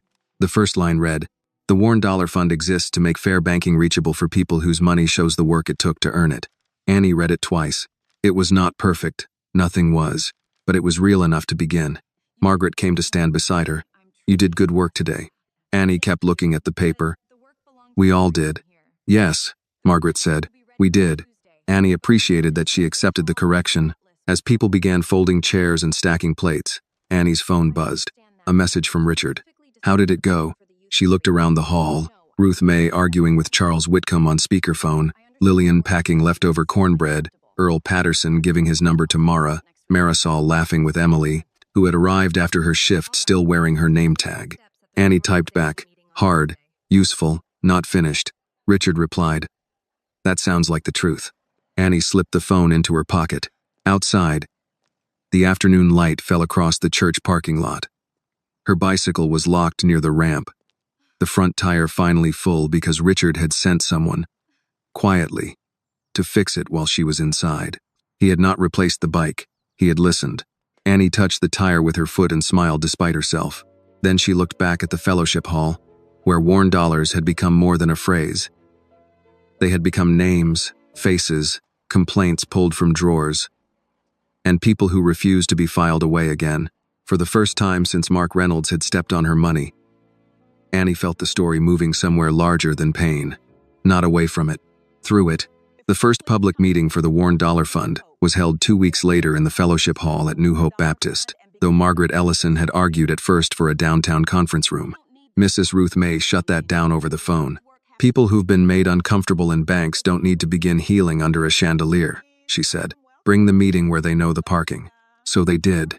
By 6 o'clock that Thursday evening, folding chairs filled the hall from the front wall to the kitchen doors. Church ladies set out coffee, lemonade, and trays of cookies. Someone brought deviled eggs, though no one had asked. A few older men stood near the back with their arms crossed, watching the bankers the way farmers watch clouds that may or may not turn into rain. Annie arrived with Lillian just before the meeting began. She wore dark jeans, a clean white blouse, and the same worn sandals from the bank. She had thought about choosing different shoes, then decided against it. If people came to talk about worn dollars, she would not pretend she owned a closet full of polished ones. Richard was already there, but he had kept his promise. He sat in the second-to-last row beside Mara Vance, not near the front, not beside Margaret, not where the cameras could easily find him. He gave Annie a small nod when she entered, not a signal to perform. Just a father saying, "I'm here." Annie nodded back. Margaret stood near the front with Ruth May, Earl Patterson, Marisol Vega, Emily Parker, and Deacon Samuel Price. A handwritten sign taped to the wall read, "The Warren Dollar Fund. Community Listening Session." Ruth May looked at the sign and frowned. "Listening better not be decoration," she said. Margaret heard her. "It won't be. We'll see." The meeting began without music, speeches, or a polished video. That had been Annie's request. No dramatic recap. No slow-motion apology. No photograph of her money on the floor. People already knew why they were there. Margaret stepped to the front first. "My name is Margaret Ellison. I chair the board of Sterling National Bank. I am here because our institution failed people in this community. Not just Annie Carter. Others too? Tonight is not about asking you to forgive us. It is about hearing what must change and putting those changes in writing." A man near the back muttered, "Writing don't always mean doing." Margaret looked toward him. "You're right. That is why the quarterly reports will be public, and the advisory board will have authority to review complaints." The man seemed surprised she had answered him directly. Ruth May leaned toward Annie and whispered, "She's learning." Annie whispered back, "Don't tell her yet." Ruth May smiled. Then Annie was asked to speak. She had prepared notes, but when she stood in front of the room, they felt too neat for the faces looking at her. There were retirees, students, small business owners, line cooks, janitors, church members, veterans, mothers with children leaning against their knees, and people who had come because something in the video had looked familiar. Annie folded the notes once and set them on the table. "I don't have a long speech," she said. "I went to the bank with money I earned. I wanted a savings account. That should have been ordinary." The room stayed quiet. "What happened to me became public because of who my father is. I know that. I don't want to pretend otherwise. But the reason we're here is because a lot of people had things happen when no one powerful was on the phone." Earl Patterson lowered his head slightly. Annie continued, "This fund cannot be about making one bank look better after one bad day. It has to be about making sure the next person who walks in with cash in a rubber band, or money from a church plate, or tips from a diner shift, or a check they don't understand yet, gets treated like they belong there." A woman in the third row said, "And if they don't?" Annie looked at Margaret, then back at the woman. "Then the complaint does not stay in that branch. It goes to the outside review panel. It gets a tracking number. The customer gets a response in writing, and the branch manager doesn't get to bury it." Margaret nodded. "Correct." The woman looked at Margaret. "We'll hold you to that. I expect you to," Margaret said. Then the stories began. A barber named Leon Harris said he had once tried to get a loan for a second chair and was told to come back with a more established presentation. He had been wearing work clothes because he had come between appointments. A grandmother named Alberta Clay said a teller at another branch had spoken to her so slowly she felt like a child. Though Alberta had balanced household books for 40 years and could spot a wrong total faster than most accountants. A young man who worked construction said he avoided banks because every time he brought cash, someone asked him too many questions in a tone that made him feel criminal. Margaret took notes. So did Mara. So did Annie. Not all stories were dramatic. Some were small humiliations. A sigh. A raised eyebrow. A longer wait. A form explained with impatience. A request for identification made louder than necessary. A manager suddenly unavailable. A smile that disappeared when a customer's balance was low. Those stories built slowly, like drops in a bucket until the bucket became too heavy to lift. Emily spoke near the end.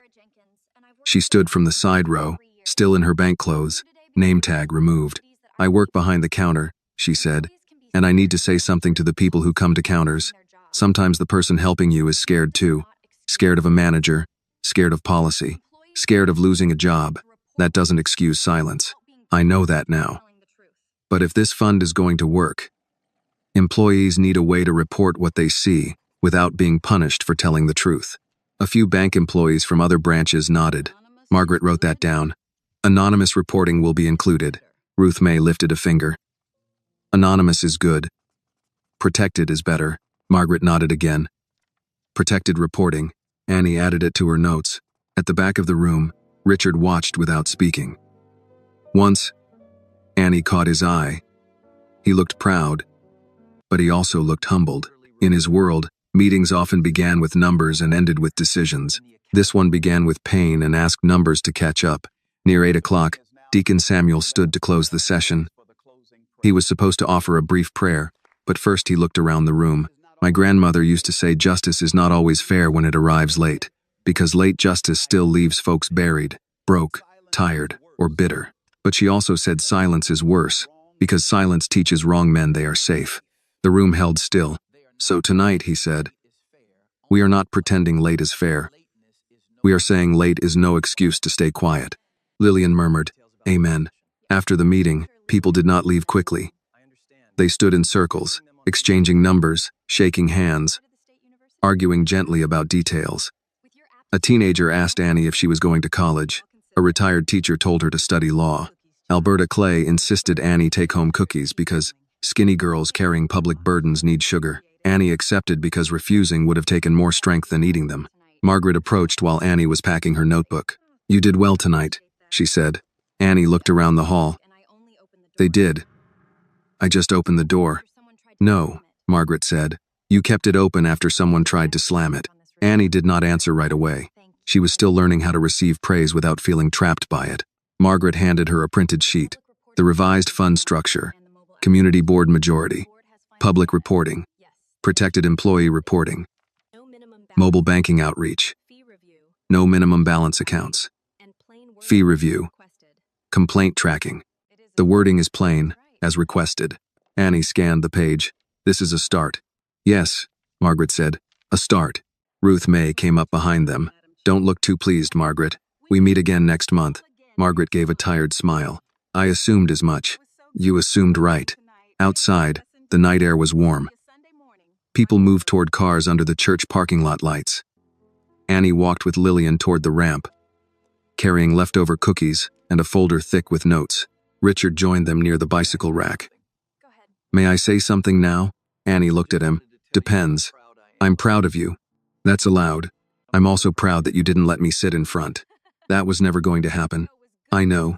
Lillian looked at Richard. You survived the back row. Barely. Good for the soul. Annie unlocked her bike. The repaired tire held firm under her hand. She noticed Richard watching but saying nothing. Thank you for fixing it, she said. I was trying to be subtle. You sent a man in a tie to inflate a bicycle tire at a church. That is not subtle. Lillian laughed. Richard looked caught and pleased at the same time. Annie wheeled the bike beside them instead of riding off immediately. For once, she did not feel the need to prove she could leave alone. The point had been made. The money had been deposited. The room had listened. The work had begun. At the edge of the parking lot, she looked back at the fellowship hall. Through the windows, she could still see people folding chairs, ordinary people doing ordinary things after saying things that were not ordinary at all. That, Annie thought, was how change probably looked most of the time. Not like thunder, like tired hands stacking chairs after telling the truth. 1 month after Annie Carter first walked into Sterling National Bank with $468, she returned to the Peachtree Avenue branch on a clear Saturday morning. She did not arrive in Richard's black sedan. She did not arrive with lawyers, reporters, or a bank executive waiting at the door. She rode her old bicycle down Peachtree Avenue, the front tire steady now, the bell still unreliable, the same worn sandals moving on the pedals. Her navy jacket was folded in the basket because the morning had turned warm. This time, no one stopped her at the entrance. Caleb Turner stood by the door in his security uniform. When he saw her, he opened the door and gave a small nod. Morning, Miss Annie. She looked at him. Morning, Caleb. His face held the same regret it had carried since that day, but it was not empty regret anymore. He had joined the new employee advisory group. Emily had told Annie he was the first one to ask whether guards could be trained to protect customers from mistreatment, not just protect banks from customers. That tire holding up? He asked. So far. If it gives you trouble, I keep a pump in the security closet. Annie smiled. That's good to know. Inside, the lobby looked almost the same. Same polished floor, same glass offices, same leather chairs, same counter, where Emily Parker now stood helping an elderly man fill out a form. But the air felt different, or maybe Annie did. The place no longer seemed untouchable. It had been forced to explain itself. And buildings, like people, were never quite as powerful after that. A new branch manager stood near the front desk, a black woman in her 40s named Denise Walker. She had been transferred from another branch after Margaret's review began. Denise did not rush at Annie like someone greeting a celebrity. She simply stepped forward with a professional smile. "Good morning, Miss Carter. Let us know if you need anything." "Thank you," Annie said. "I'm just making a small deposit." Denise nodded. Emily's almost free. That was all. No performance, no speech, no apology Annie had not asked for. Annie appreciated it. Rebecca Miles was no longer at the front desk. Annie had heard she had been reassigned to back-office training while the review continued. Mark Reynolds had not returned. His name had disappeared from the office door, from the website, from the branch staff list, but the damage he caused had not disappeared with him, and that was why Annie had come. Emily looked up and saw her. Her face brightened in a way that still seemed a little surprised by its own courage. "Annie," she said, "good to see you." "You too." The elderly man finished signing his form and turned to Annie. He wore a work shirt with paint near the cuff and held a folded deposit envelope in one hand. "You, the young lady from the video?" Annie paused. "Yes, sir." He nodded once. "My granddaughter opened her first account here last week because of that fund. She works at a nail salon. Cash tips. Was scared they'd treat her funny." "How did it go?" She said the teller counted every dollar like it was 100. Annie looked at Emily. Emily looked down, but she was smiling. "That's good," Annie said. "It is," the man answered. "Just wanted you to know." He left before she could think of anything else to say. Annie stepped to the counter and took a small envelope from her canvas bag. This deposit was smaller than the first one. $112 from 2 diner shifts and a Saturday babysitting job for a neighbor. The bills were still worn, still folded, still ordinary. Emily placed the counting tray on the counter. "Would you like me to count it with you?" she asked. "Yes, please." No one laughed. No one sighed. No one looked at the bills as if they had been dragged out of an alley. Emily counted them carefully, confirmed the amount, processed the deposit, and handed Annie the receipt. "Your balance is growing," Emily said. Slowly. "That still counts." Annie folded the receipt and put it in her wallet beside the first one. The first receipt was creased now, but she still carried it. The original had stayed taped above her desk until Lillian made her move it away from the window so the sun would not fade it. As Annie turned from the counter, she noticed a framed notice on the wall near the waiting area. It was not large. It did not have her picture. She had insisted on that. The sign read, "The Warren Dollar Fund supports fair access to basic banking for workers, students, seniors, veterans, small business owners, and community members whose money deserves respect in every form it arrives." Below that, in smaller letters, "No customer should have to prove wealth before receiving dignity." Annie stood in front of it for a moment. She thought of Ruth May, who had argued for that last line until Charles Whitcomb stopped trying to soften it. She thought of Earl Patterson, who had opened a new account after receiving a formal apology. She thought of Marisol Vega, whose landscaping business was now part of the fund's first small business banking program. She thought of the church fundraiser money, the coffee cans, the envelopes, the cash tips, the disability checks, the people whose stories had finally been written down instead of waved away. Her phone buzzed. It was a text from Ruth May. "You at the bank? Don't let them put your face on anything." Annie smiled and typed back. "They didn't." The reply came fast. "Good." Faces wrinkle. "Principals better not." Annie shook her head, still smiling. When she stepped outside, Richard was waiting across the street, leaning against Lillian's beige Toyota. He had asked before coming. That mattered too. He wore no tie, just a blue shirt with the sleeves rolled up. He looked less like a billionaire, and more like a father trying to appear casual and failing. Annie crossed at the light, walking her bike beside her. "You followed me again," she said. "I was nearby." That is a polished version of yes. "I'm learning diplomacy." "From who?" "Not Lillian." Annie laughed softly. Clearly, Richard looked toward the bank. "How was it?" "Ordinary." His face changed. He understood the weight of that word. "Good," he said. "Yes, good." They stood by the car while traffic moved around them. A month ago, Annie would have worried about who might see them together, who might ask questions, who might turn her father's name into a door she had not chosen. Now she knew people would talk no matter what.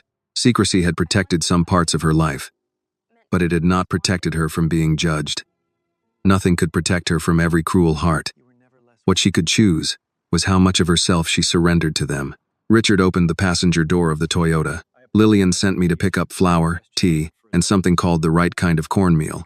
"There is a right kind." She wrote it in capital letters. "Then don't mess it up. I was hoping you'd come supervise." Annie looked at her bicycle. Richard said, "We can put it in the trunk. The trunk barely closes. I've been practicing." She gave him a look. "All right," he said. "We can walk it to the store." The grocery was 4 blocks away. They walked side by side, Annie pushing the bike between them and the curb. It was a small thing, walking with him in public, but not small to her. A woman passing by glanced at Richard, then at Annie, then kept moving. No whisper, no camera, just a glance. Annie let it pass. "Dad," she said. "Yes? Do you ever wish we had told people sooner?" Richard took his time. "Sometimes. But then I remember that every year had reasons. Your mother's death, Lillian's fears, my world, your choice, my fear of losing your trust by pushing too hard." Annie looked at the sidewalk. "I used to think being hidden meant being less wanted." Richard stopped walking. She stopped too. His voice was quiet. "Annie, no, I know that now. Mostly." He looked as if he wanted to fix the sentence and knew he could not. "You were never less wanted. You were the part of my life I was most afraid to mishandle." That's a heavy thing to tell a kid. "You're not a kid." "I was." He nodded, accepting the correction. "You were. And I am sorry for every year you carried questions that belonged to adults." Annie rested one hand on the bicycle seat. "I don't want to be hidden anymore." Richard did not move. "I don't mean a press conference," she said quickly. "I don't want that. I just mean I'm tired of making myself smaller so other people don't get curious." Richard's eyes were wet, though he did not let tears fall. "Then we stop. Just like that?" "No, probably badly at first, then better." That sounded true enough to trust. They kept walking. At the grocery, Richard got the wrong cornmeal twice before Annie corrected him. He also bought too much tea and tried to sneak a new bicycle helmet into the cart. Annie removed it without comment. "I thought it was practical," he said. "It was neon pink. For visibility. For humiliation." He put it back. By late afternoon, they returned to Lillian's house. Ruth May was already on the porch with Lillian, drinking lemonade and arguing about whether the fund's first report should include customer stories or only numbers. "Both," Annie said, wheeling her bike up the walk. Ruth May pointed at her glass. "See? That's why we keep her." Lillian looked at Richard. "You get the right cornmeal?" Richard held up the bag. Lillian inspected it like legal evidence, then nodded. "You may stay for supper." Richard put a hand to his chest. "I'm honored. You should be." That evening, they ate fried chicken, greens, cornbread, and peach cobbler at the kitchen table. Richard washed dishes afterward because Lillian said men with money still had hands. Ruth May dried them because she wanted to make sure he did it right. Annie sat by the window, reading the new deposit receipt. $112. Not a viral number, not a headline, just wages. She took out the first receipt from her wallet and placed the new one beside it. The first was from the day everything changed. The second was from the day things became ordinary again. Lillian came over and looked at them. "You saving every receipt now?" "Maybe." "Good.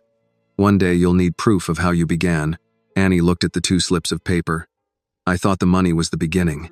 Lillian touched her shoulder. "No, baby. The beginning was when you refused to let shame carry your name." Outside, evening settled over the street. Mrs. Alvarez watered her flowers. A boy rode a scooter down the sidewalk. Somewhere, a radio played an old song through an open window. The world was not fixed. Annie knew that now more clearly than ever. Mark Reynolds was gone. But men like him did not vanish because one video went viral. Banks did not become fair because they printed a sign. Justice that arrived late still left bruises, but silence had been broken. The next customer with worn dollars would not walk into quite the same room. Annie folded both receipts and placed them in a small envelope. On the front, she wrote one word: beginnings. Then she went to the porch, where Richard, Lillian, and Ruth May were still talking as if the night had nowhere else to be. Her bicycle leaned against the railing, old and steady. Her sandals were dusty. Her hands smelled faintly of paper, soap, and supper. She sat on the porch step and looked down the street. A month ago, a man in a polished suit had looked at her clothes, her skin, her bicycle, and her crumpled cash, and decided she was worth less than the floor beneath his shoe. He had been wrong. Those bills had been worn, but they were honest. Her path had been hard, but it was hers. And Annie Carter, daughter of no headline, and every person who had ever worked for a dollar that came home folded, knew this much for certain: dignity did not become real because a bank accepted it. It was real before she ever walked in. The lesson of Annie's story is simple but powerful. A person's worth should never be measured by their clothes, their skin color, their shoes, or the amount of money in their hands. The crumpled dollars Annie carried were not dirty or worthless. They were proof of honest work, sacrifice, and dignity. Her experience reminds us that true character is revealed in how we treat people who seem to have no power. Respect should never depend on wealth or status. Every person who walks through a door deserves to be seen, heard, and treated with basic human dignity. This video is a work of fiction created with the assistance of artificial intelligence. All characters, events, and situations are not real and do not represent any actual people or true stories. The content is intended for storytelling and emotional illustration only.